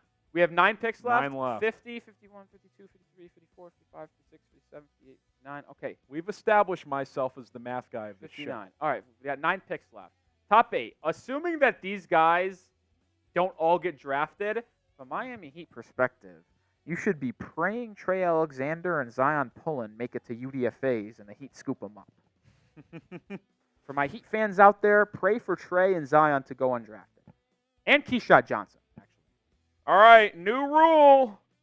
Can't say. We're getting close to the Lakers at 55. Getting close to the Lakers at 55. Can't say his name. Stop saying his name. Dylan, Yoshi, Bobo, stop doing it. Thanks, Winter. Stop doing it. Guys, we Stop might doing it. if you keep spamming it, we might have to end the stream because you're breaking the rules. I have no idea. Joshua, stop doing it. That's funny, Bobos.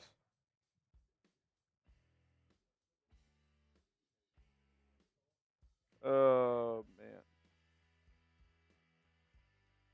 What are we doing here if I'm solo? Are you working on grades or? Yeah. All right. The Pacers on the clock again. We'll see who they pick here as we're down to our final 9 picks. Who did they draft earlier? Totally forgot. Johnny Furphy. And then they just took Tristan Newton. I knew they had a pick earlier. Made it to the Eastern Conference Finals for the first time in a decade. Trying to continue to tool their roster as Rick Carlisle looks to leave his stamp on this team. So 3 second-round picks today, Furphy and Newton so far. We'll see what they do here at 51. They may look to trade out, so keep an eye on that. It'd be funny if someone traded here and drafted you-know-who. That'd be funny.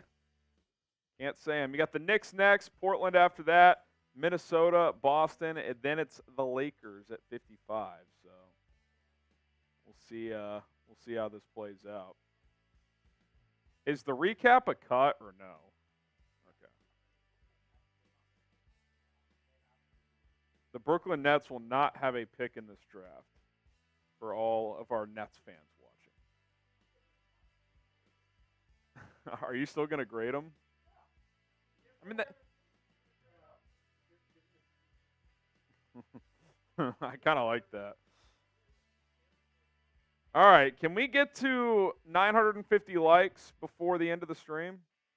Hopefully 1,000. Can we get to 1,000? Every 100 likes, we're taking a sip of our drink. Let's go. Let's go. Hit that like button. All right, let's see here. Yep. I was told once we get to the final 10 picks, we'd be humming along. It was the Middleton. The Middleton hummed. We're up to 916. That's another sip.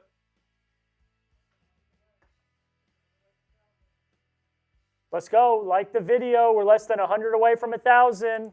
Demetrius says, I'll do a shot if the child is picked. I think he will be. I think he will be. Let's get to 1,000 likes. We got 960. We're 40 away. 40 away. Pull up ESPN draft, guys. Although 40 away. 40 away. 40 away. 40 away. 28 away. Got a super chat from Kevin Warren. I'll look into that, Kevin Warren. I thought I looked a little bit ago, like a few weeks ago, and didn't see it, but I'll look into it. 13 likes away. 13 likes away. Come on. Let's cross 1,000. Hey! I just finished my drink. All right, appreciate it. Well, still waiting for Indiana. I'll look into it, Kevin. I'll look into it. Appreciate the super. Gonna recap some of the recent picks here. All of round 2, I'm being told. Jonathan Mogbo, the big, went to Toronto. Duke's Kyle Filipowski to Utah, which, if you've caught up with the rumors, is extremely fitting. Tyler Smith, the wing, goes to Milwaukee, not to be confused with our very own Smitty. Tyler Kolek is the Knicks traded up for him to get him at 34. Kansas wing Johnny Furphy goes to Indiana at 35. Juan Nunez to the Spurs at 36. They swapped those 2 picks. Initially, the Spurs had 35. Bobi Klintman, the wing out of Sweden, goes to Detroit at 37. The Thunder take A.J. Mitchell, the UC Santa Barbara guard, at 38. Jalen Wells, Washington State wing, goes to Memphis at 39.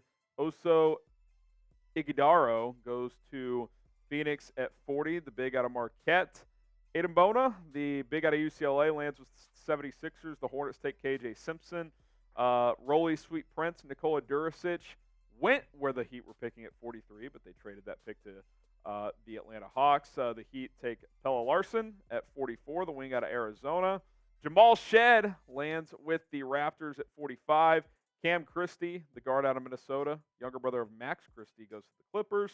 Antonio Reeves lands in New Orleans at 47. Harrison Ingram to the Spurs at 48. Tristan Newton, the UConn guard, goes to Indiana at 49. And then at 50, the Pacers just took Enrique Freeman, the 6'7" wing, 53 on Rolly's big board. So kind of lines up in terms of total value.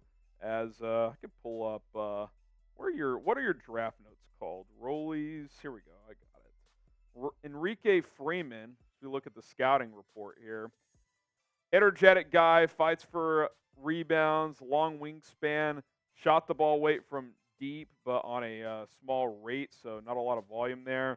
The percentages were 37% from 3, shot over 58% from the field, so found a way to score, averaged 18.5 points and 13 rebounds. So is this correct? 2 Akron players drafted? Why did I think we had an Akron player earlier? Maybe we were just talking about this guy. 18.5, 13 rebounds, like I mentioned. Average almost 2 blocks per game as he goes here at the 50th pick. So now we got the Knicks back on the clock as we're down to 8 picks remaining. No way. Jake, for what? For spreading fake news in round 1? Darian Green, Rolly, is that one of your guys? A guy, not one of my guys. I don't know. I'm just playing.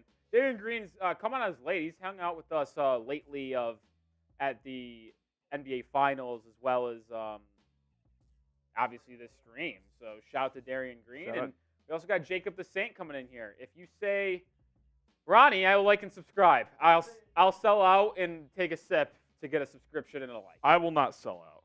I'm kidding, I will. Ronnie. So thank you. All right, Knicks on the clock. I'm sure they won't trade this pick. Grades are in, Sam. All right. Let's see what New York does. Are you going to adjust anything depending on what happens here? No. I don't know. I assume you're grading based on what the Lakers are likely going to do at 55? Unless they stun me, I have already calculated for that move. Rich Paul running the NBA. Can't say it. That he is. Thank you guys so much for tuning in. 2000 still hanging out with us. Y'all are real ones. It's been fun. Knicks have been busy during the draft, so we can kind of hash out some of what they've done. They've been the busiest team in free agency, period. Yeah, it's been a busy offseason for them. Pacome, Dottier, Tyler Kolek. I mentioned it earlier, Roy. If you flip... Shams just tweeted that his account keeps getting locked too. What is happening? Tim McMahon earlier today, all the NBA insiders. Do they all have the same password? What's going on?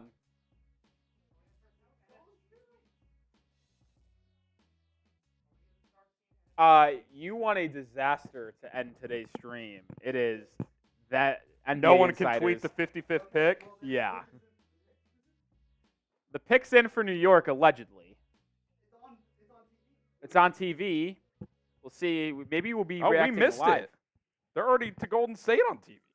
We don't know who they took. It's Melvin Ajinka, Okay. the forward from France. The last player that I had a draftable grade on. Melvin Ajinka. 6'7", 215, Rolly. He produced my favorite clip of all time when I was doing my scouting. Really? I don't know if you saw my tweet. I might have. But you probably didn't. There was a clip. Actually, no, you didn't. There was a clip of him flashing to the high post and shooting a jumper in the mid-range off the catch. But prior to the pass, the opposing team's defender slipped, and it was slow motion action sequence, him falling to the deck. It was an all-time clip of this guy just not being able to stay on the floor. I'm going to pull it up and show it to you. But either way, to talk about the actual prospect, he showed some nice things. He performed really well at the U19 Olympic or FIBA. I don't remember if it was FIBA or Olympic, but U19 4-team France. Another Frenchman. I mean, how many? France is loading up on talent, man. I mean, they might be the second best country outside of the United States in terms of NBA talent. I think the 28 Olympics, they're a real player. Yeah, to win that. They'll be dangerous this year. It's really possible, that's for sure. Look at it. Hold on. Look at this clip. It's the defender on the ball. But Ajinka, he's a tough shot maker. He took. Oh God. Yeah. How does that happen? He takes a lot of tough shots, step back, sidestep triples. Looks like that court was ice. Yeah, and he can make them. He's a tough shot maker, and he's a tough shot taker. So it's an intriguing player if he's going to be a stash because he is still relatively young at 20 years old. But we'll see if the Knicks end up bringing him over. That's two European guys that they've drafted in Pacome Dadier and Melvin Ajinka, actually two Frenchmen. We'll see if they come over or not. Be very curious. Very curious to see if they're players to be in their G League now or to wait for the future. Apparently, accounts keep getting locked. This is unbelievable. Really? Oh. Well then, Harrison, there's your breakdown.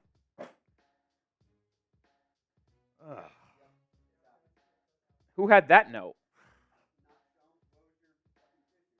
Who had it then? Melvin Ajinka is this feels like a drafted stash. Yes. This feels like a drafted stash. Oh boy. So the Mavs and Knicks make a deal. I could hop off and go do this with Coop if we have the pieces to maneuver here. Rolly could just finish this out. Shout to I Like Turtles. I Like Turtles. I Like Turtles comes in and is he's a good pal of mine. We like turtles together. We appreciate it, buddy. We're turtle avid lovers. So they're getting their pick back. And I think I saw who they took. I think it's Quentin Post. The screen, ESPN just flashed Quentin Post as someone who's got picked. That seems. I think that's Jake Fisher-esque right there. I think we're just gonna run with I think it. I think the Warriors just took Quentin Post, and I tell you what, that's a fantastic pick. You would have said that anywhere you went. No, but like specifically in a system like Golden State that like prides itself in 5 out, Yeah. like him working the dribble handoff with Steph Curry, and you have to worry about Steph coming off the screens and over the hedges and him tossing the ball, and you hedge that, and then OKC just pops out for a catch and shoot three. Like, are you kidding? Like, that's going to be unbelievable.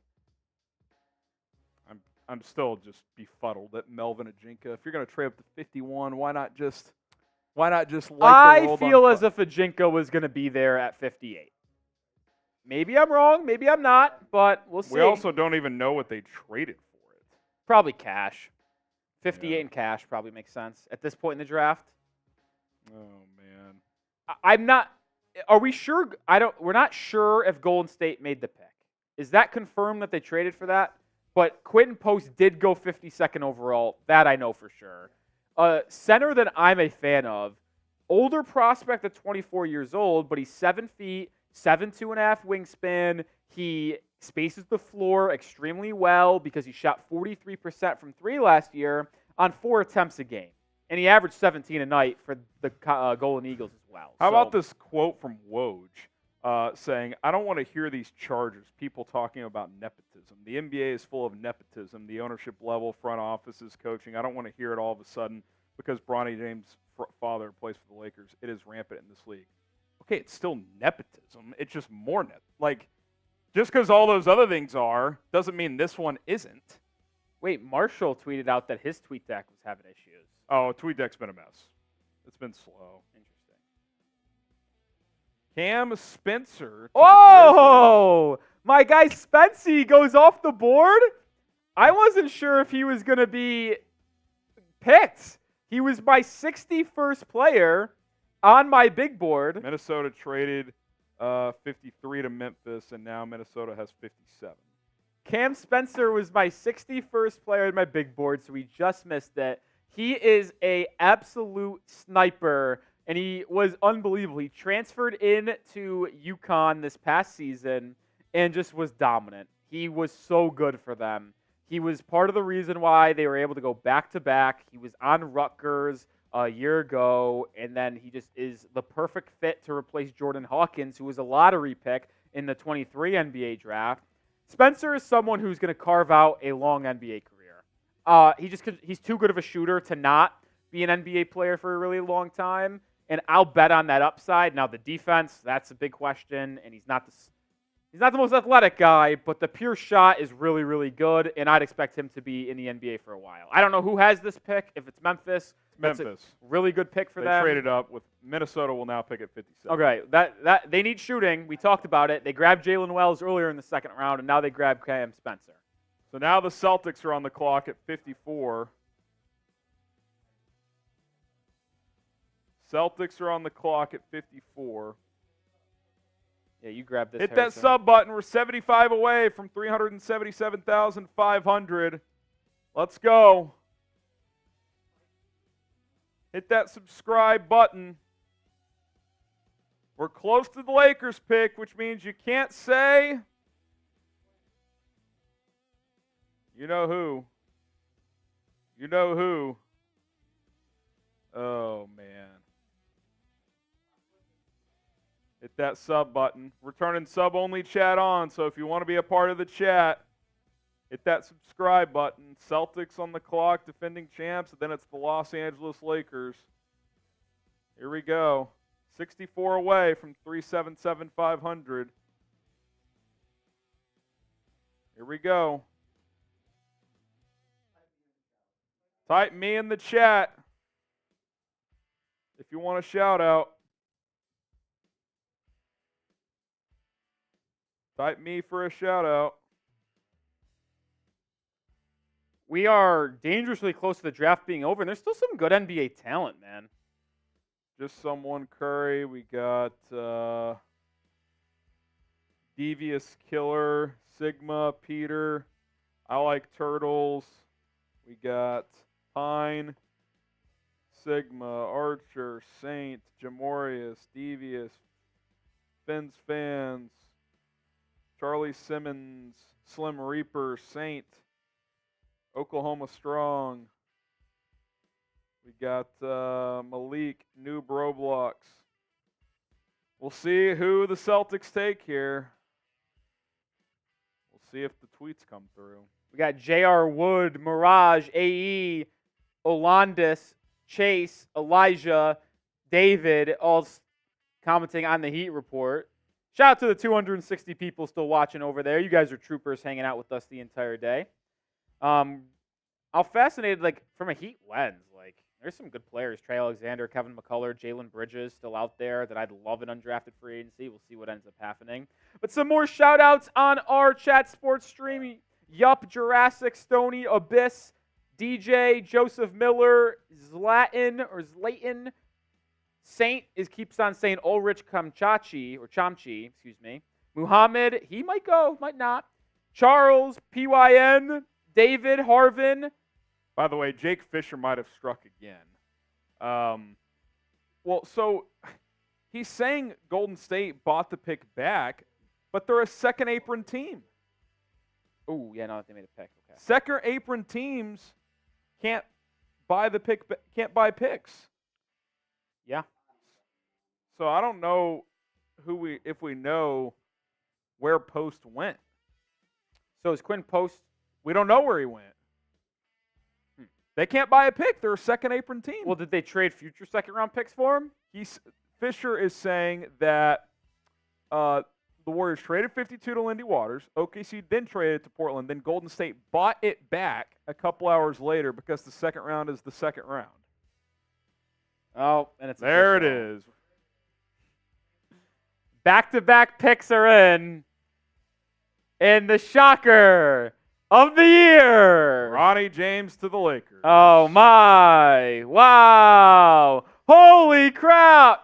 I can't believe it. Bronny James to the Lakers? He's going to play with his dad? How is this possible? To quote Jack Sperry, no way. What a joke. Boston took Anton Watson at 54, by the way, if anyone cares about that pick. All right, now you can spam Bronny down below. He was drafted. He was drafted to the Lakers. Shocker, shocker, shocker. What a joke. I fucking hate it. It's a joke that Rich Paul can just control that. That should not be possible. Yeah. All right, real quick, Anton Watson, I guess. Not on my top 70. Not a player you studied. But if you were watched and read Kevin O'Connor's big board before the draft yesterday, he was the #1 overall prospect. That's true. For those who don't know, his big board got hacked, kind of like Twitter is right now. Yeah, he played the 4 for Gonzaga last year. I just don't see a fit in the NBA. He will be at best a two-way player for the Celtics. No reason to really spend that much time on him. And then Bronny James. I was surprised you put a draftable grade. Did you just do that because you knew he'd be drafted? No, because if it was between him and a guy like Anton Watson, I'd take the chance on Bronny. Okay. I would. So better prospect, Bronny James or Antonio Reeves as a player? Antonio Reeves is a better player now, but I'd be lying to say if Bronny James was a better player in 7 years, I wouldn't be shocked. Yeah. No, I think he's got NBA athleticism and traits. It's just, can he become a decent shooter? He was horrific last year shooting the basketball. The thing is, I think it's going to be a very long time till he can be an NBA rotation guy. Yeah. I think it's going to be 4 or 5 seasons before he can legitimately be a dude. So that's my issue. Do you think he's on a two-way, or do you think he's on the real 15-man? No, he'll just be on. I think he'll be on the G League, and if he's in the NBA, that would be a stunner. Yeah. Well, there it is. Bronny James to the Lakers as he does get drafted. No surprise there. Which, by the way, we still don't have trade details on that Mavericks trade, so I don't know if they're actually picking at 58 or if the team they traded with is. No clue on that front. All right. I mean, we said we couldn't say this guy's name for a really long time, but we'll allow it. Spam Bronny. He got drafted. We also got a $20 super chat at some point. Got over $100. Ah, shit. Heat fans were losing now. All right. Kaylee, Noob. We got, my thing is just not even populating. Ernie Garcia. Spam those Bronnies down below. Come on. God of Games. Bronny is the latest Laker to ever play. I don't know what that means. He hasn't played there yet. Harvin. Bryce. Danny Miller. Harvin. Filano. Karopi. Saint, I don't know what you're talking about there. Harvin. Gerald James. Kevin. Bryce. Charles. Gerald. Saint, that's a ridiculous accusation. Gerald, Filano, Lord Vile. By the way, just to be clear, I don't have an issue with Bronny getting drafted. I think it's a joke that Rich Paul can control where he goes. That I agree with. That's the joke. I literally said I wanted the Mavs to take him if he was there at 58. Yeah. But he wasn't. Bryce Fit Old Fart? That's an odd name, Tyven Bronny. Martian Bros, Jarrell James, Gavin saying typical Lakers L. Listen, not the most surprising thing of all time, I'll say that. But we did get a couple $20 that we should probably bring about. Jock Bauer, 24, great character. Okay, $2. Then a 20. Then a 20. Shout out to Bauer. Shout out to Jack Bauer, Bucks in Boston. Appreciate And then that. I think he sent in another $20 super chat that Jack Bauer, Bucks in Boston, talk about my Boston and Bucks. Wow, what a legend this guy is. So, I don't know how you're a Celtics and a Bucks fan, but we'll talk about each squad because we appreciate the donation. We'll start with the Celtics. 2 picks in this draft. They didn't trade any of them, which is kind of a surprise to me, but they took Baylor Shireman at pick 30, the wing from Creighton, and then the most recent pick, Anton Watson, the 4 from Gonzaga. Shireman is your Sam Hauser type player where he's going to be able to be a rotation guy right away and provide 3-level scoring and spacing, but probably be your Sam Hauser replacement after this year because this is the last year of his deal coming up. I like that draft pick. And then Anton Watson at 54. Just simply, I don't think he's an NBA player. I didn't have him with a draftable grade. I didn't have him in the top 70. So I don't think Watson is someone that is going to be anything for the Celtics. He's a main Celtic at absolute best. That's my prediction. 3 picks left. Knicks, Timberwolves. Well, we got to talk about the Bucks here, Harrison. Oh. And the Bucks had an interesting draft. They took 2 guys, A.J. Johnson from the Illawarra Hawks at 23, the worst pick of the entire draft. But then they got one of the best values in Tyler Smith at pick 33. He's an athletic wing who's going to be able to help them this year and hopefully be in the future of their plans. They wanted more size and athleticism around Giannis and Dame. Smith will be that. The issue I have, though, Jack Bauer, Bucks in Boston, with your Bucks pick here, is A.J. Johnson just is not a player that can help you for 3 or 4 seasons, at bare minimum. And why are you using a first-round pick on a guy that won't help you now when you need to try to win around Damian Lillard and Giannis in the next 2 seasons? Just don't like that pick. Yeah, that was one of the worst picks of the draft. It's not the worst one. It is the worst. I said that it's the worst. As they're trying to close the gap. Final couple picks here. Here's our super chat menu.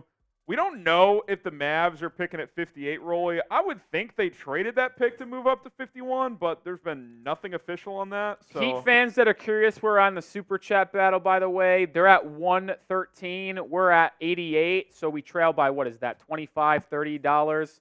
If we want to make a push, we can make a push, but Jack Bauer's Bucks and Celtics kind of screwed us here at the end. I've got some fun trivia for you guys. Fun trivia.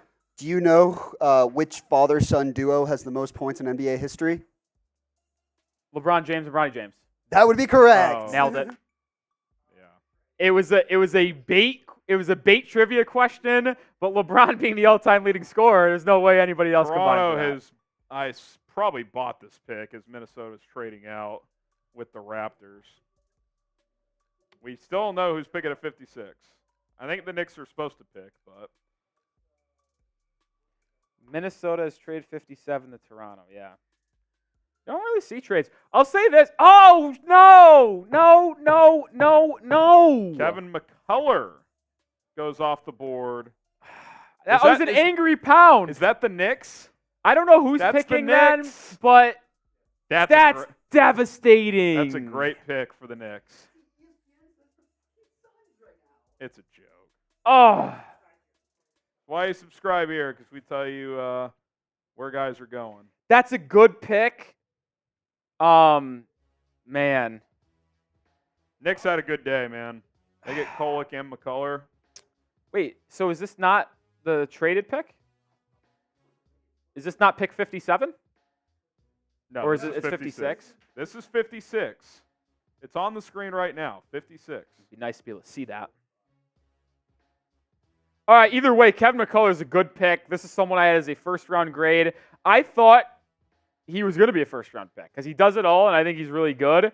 I'm very curious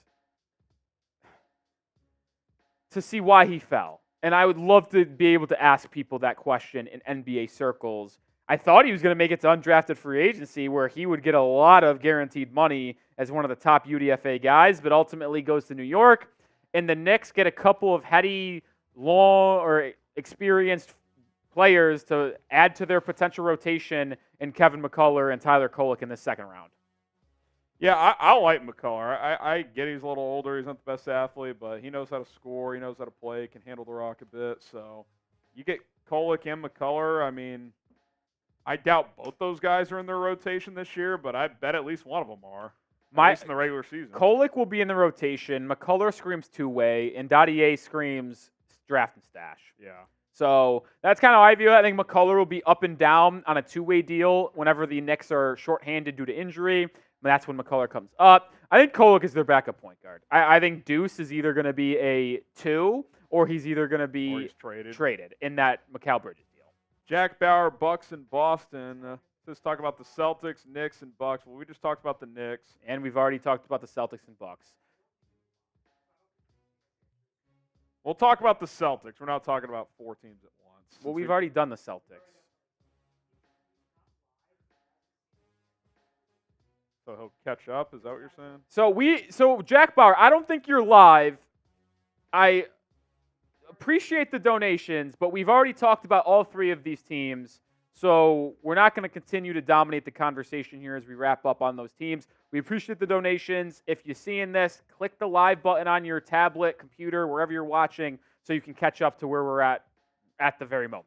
Toronto's gotten this pick from Minnesota, so we'll see what they do here. Then I couldn't tell you who has the 58th pick because we never got trade details on that Dallas pick to move up to 51. I would assume they traded 58 to do that, but I do not know if they did. For the Heat fans out there, you should be hoping and praying to the heavens that Trey Alexander does not get picked in the final 2 and the Heat heavily pursue him in UDFAs. The Heat always find someone in undrafted free agency that is able to make a difference in their system and earn a 2-way contract and then elevate themselves to a roster spot. I think Trey Alexander is that type of guy for Miami who can handle point guard, lengthy, defend. Let's hope Trey Alexander ends up as a UDFA and the Heat grab him. Hit the like button if you're enjoying the draft. Thanks for helping us reach over 1,000 likes. And here's another sip for 1,100. And we appreciate it. Like the video if you've enjoyed the last 2 days. 2 picks left as Toronto. The pick is in. Interesting. Are the reporters getting locked out again? It's been a disaster, dude. We don't know who has what picks. Who will be the last pick, Mr. Irrelevant? It'd be nice to know who 57 is before we can answer this.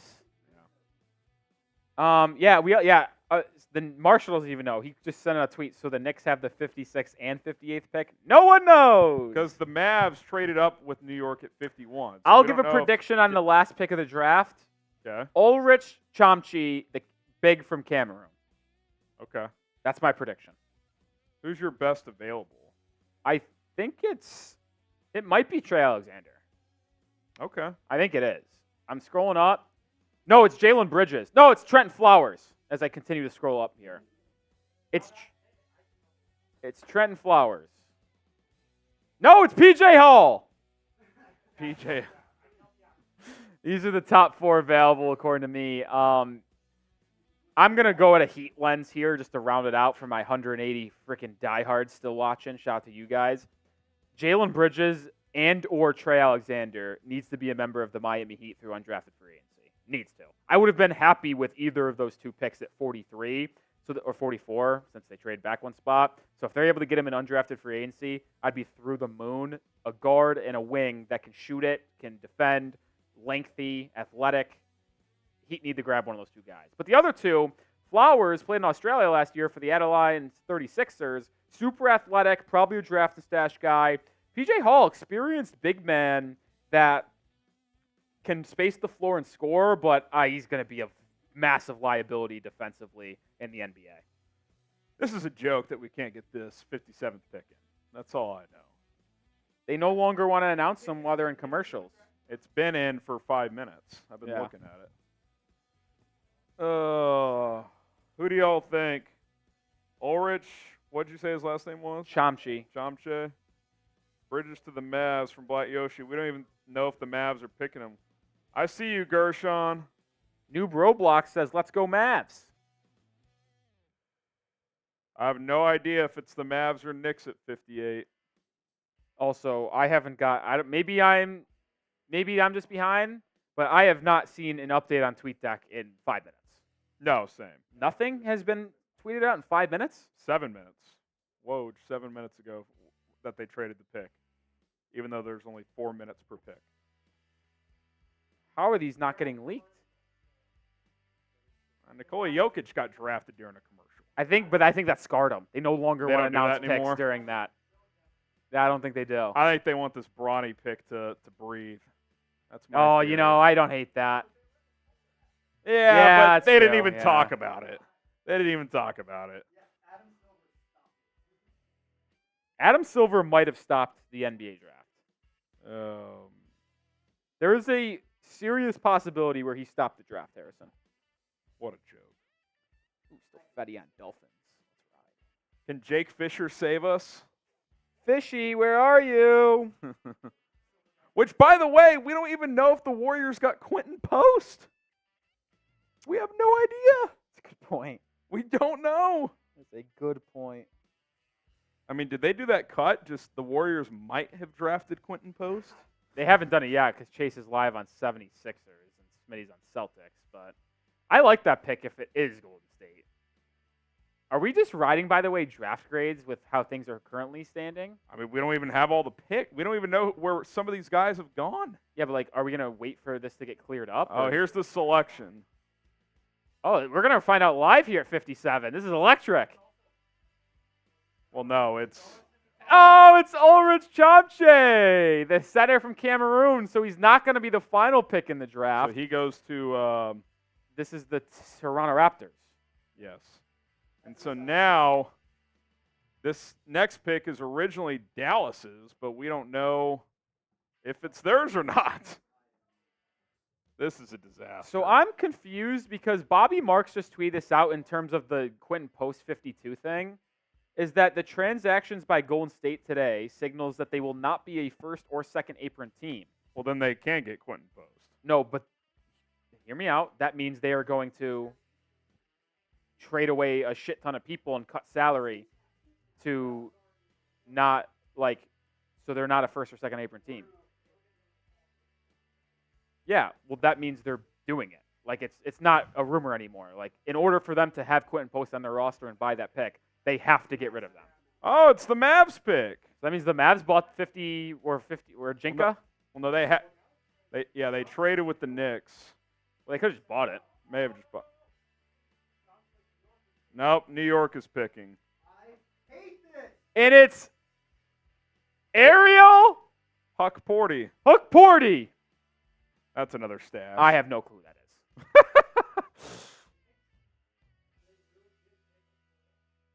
I pride myself, NBA fans, as being someone that can give you a little bit of insight on every single player possibly that can get taken.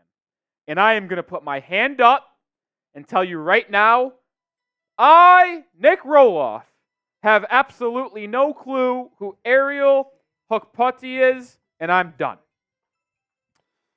Yeah, that's a good way to end the draft. No clue. On the flip side, Heat fans, there's a lot of good UDFAs out there.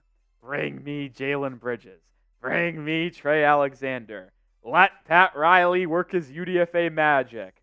I'd be happy with PJ Hall. F it, I don't care. Bring me Jalen Bridges. Bring me Trey Alexander. I don't really want Trenton Flowers because he doesn't fit. Give me the next four, Jack, if we can. Next four. We'll get there eventually. Bring me Keyshawn Johnson. Bring me Zion Pullen. I'm actually probably good on N'Faly Dante and Justin Edwards. But actually, real talk on the Heat real quick. Keyshawn Johnson, Zion Pullen, two people the Heat have been heavily rumored to. Wouldn't surprise me if one of those two is actually a UDFA with Miami. We'll see. But Trey Alexander's my number 1 UDFA guy. We do have measurements for Huck Porty. 6'10 and 3/4, 246. That's a stash guy. Yeah. Without a question. Draft and stash. Draft and stash without a doubt. 525. Oh, yeah, we're out of here in an hour and a half. Come on, Graham. We'll see. Don't play with me. I think it'll be after 7. Oh, okay. No live grades, Scott. Oh, let's go. All right. All right, stay tuned for us. We're just doing it outside of live? Okay. All right, we're going to well, then why even recap if we don't even know? Yeah. All right, thanks to everybody tuning in. We'll recap all the picks momentarily, but we're 9 subs away from 377,500. Oh my God, this guy's unbelievable. So hit that sub button. Okay. Who won't stop? Just to go ahead. Keep on doing what you're doing. 8 subs away. Let's get there. Let's get there. By the way, Bobby Mark says taking back salary in a trade hard caps a team at the first apron. I don't know what that means, but help us get to 377,500, and that'd be awesome. We appreciate your support the last 2 days of the NBA draft, and I'm signing off. Oh, okay. All right, I'm hopping out of here to go do some Maverick stuff, I think. Rolly's going to recap the 2 rounds of the draft and then sign off. Thanks, everybody, tuning in. We'll have draft grades coming up on the channel as well. Another reason to subscribe. See ya. All right, continue to hit that sub button. We're 5 away from 377,500. I got it, dude. Let's make sure we get there before we move on to anything else. 3 subs away. Best NBA draft content will be live again on Sunday. The next time we'll be live for the beginning of NBA free agency. You will not want to miss that. So hit that sub button and let's get the 377,500 right now. Let's go. Let's go. Hit that sub button. We need to get there. Join the channel. Best content on YouTube. Multiple videos on a daily basis. We're losing subs. We're losing steam. Come on. There we go. We're back. We're back. We're back. 3 more. Come on. 2 more. Let's go. Who's going to be that guy? Who's going to be that guy? Or what girl? Or anyone. Who's going to be the person? 1 more. 1 more. Hey, let's go. Let's go. Shout out to the people out there. All right, we got to catch up. And honestly, I don't even know what to do with this dude. 10 from Bauer. 50 from Bauer. And then 20 from Bauer. All asking the same thing, talk about the Knicks. We will. I think he's still on delay, but we've talked about the Knicks ad nauseum, but we'll do it again because, well, simply as put, you donated a lot of money, so we appreciate that. 4 picks made from New York. 2 of them likely not going to impact the roster this year and probably not even next year. The other 2 could be rotation players right away. Tyler Kolek at 34 and Kevin McCullough at 56. Kolek could be the backup point guard for the Marquette or for the Knicks going forward, as he was really good for Marquette. And Kevin McCullough, someone that I thought was a first-round talent. I had him 29th on my big board, ends up going 56th to the Knicks here. And I don't know if he'll be a rotation player, but he definitely can make a name for himself as a 2-way player. Or, yeah, that's probably what I'll do. I probably would guess Kevin McCullough is going to be a 2-way player, and that's kind of where I project his impact on this Knicks team going forward. So what we're going to do here is we're going to recap both rounds of the NBA draft, and then we are going to sign off here to get that draft grades out for you. First 4 picks, we're not going to talk about every single one, but Zachary Risache, Shaq Bowers, shout out to your wife, dude. Zachary Risache went number 1. Don't love the pick.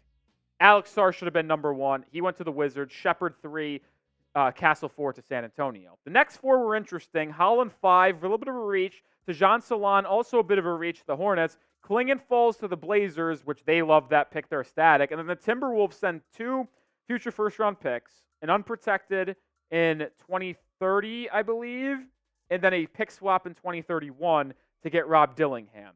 Zach Edey goes 9, one of my least favorite picks in the draft, followed up by 3 of my favorite. Cody Williams, I think, is a good fit in Utah. And then Matas Buzelis and Nikola Topic, my second and third players on my big board, respectively, fall to 11 and 12 to Chicago and Oklahoma City. The next 4 picks to round out the lottery and start the post-lottery draft is Devin Carter, Carlton Carrington, Kel'el Ware, and Jared McCain. Carter, I thought, was a lock to be in the top 10. Ultimately not the case. He goes 13 to the Kings, and he'll be able to be a solid player for the Sacramento Kings. Who was the biggest winner of the draft? I want to know. Who was it? Shout it out for me down below. Who had the best NBA draft? As UDFAs are already kind of flying in here. Look at that. And Folly Dante, the center from Oregon, 2-way deal with the Rockets. And PJ Hall to the Nuggets. I mocked that so many times. All right, anyway, show rolls on. Let me know who the biggest winner is. Could be the Lakers because of Dalton Connect going to the Lakers. I had him as 7. He falls all the way to 17. I like the Silver to the Magic, Walter the Raptors, and Tyson the Cavs. This group of 4 picks, I am a fan of all 4. Interesting group here where the Nuggets move up to get Deron Holmes, the center from Dayton. The Pelicans took their Valanciunas replacement in Yves Missi. And then 2 upside guys, A.J. Johnson and Keyshawn George. George, I like the fit in Washington. A.J. Johnson, hate the pick for the Bucks. They take someone that isn't going to be ready for multiple years. They need someone to help now. Almost last group of 4 here. Pacome, intriguing guy, probably a draft and stash for New York at 25. Dylan Jones is the Thunder traded up to get this pick out of Weber State. And then Terrence Shannon Jr. and Ryan Dunn, 2 wings that are going to be able to impact their teams. Keyshawn Johnson signed as his UDFA to the Heat. Let's freaking go. Pat Riley strikes again. Another Arizona guy. Show rolls on. Ryan Dunn, 28 to the Suns. Isaiah Collier to the Jazz at 29. One of the biggest sliders in this draft. I really like him. Heat fans, spam Keyshawn. Let's fucking go. Collier at 29. Shireman, good 3-level scorer to the Celtics at 30. Jonathan Mogbo at 31 for San Francisco. Goes to the Raptors. And then Kyle Filipowski slide ends with the Jazz at 32. Really like what Utah did in this draft. Make sure you are subscribed to the channel because we're going to bring the best NBA draft coverage there is. So make sure you come and hang out with us. Free agencies on Sunday. We're going to break everything down better than anyone else on YouTube. All right, Tyler Smith at 33 for the Milwaukee Bucks. Great pick, matched with 2 other picks that are good behind him, and Tyler Kolek and Johnny Furphy. I really like those guys, and Furphy is a really good player who can be a 3-point shooter, and that is someone that could absolutely be used by the Indiana Pacers. Bobi Klintman heads 37 here to the Pistons. A.J. Mitchell to the Thunder at 38. Jalen Wells 39. And Oso Ighodaro with a sign-in or draft pick to the Suns. 4 guys that I actually pretty like their upside.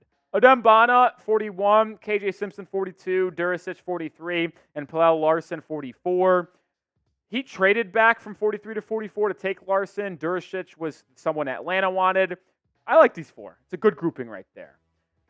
Jamal Shead, 45 to the Raptors.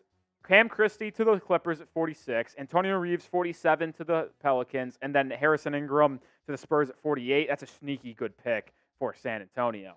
Tristan Newton and Enrique Freeman go back-to-back to Indiana, followed by Melvin and Jinka to the Dallas Mavericks, and then Quentin Post, who is that pick getting bought by Golden State, which is an intriguing cap situation. We'll keep our eyes on that, but Post, the big man who can space the floor out of Boston College, heads to Golden State. Cam Spencer, Anton Watson. Shocker of the year, Bronny James goes to the Los Angeles Lakers at 55.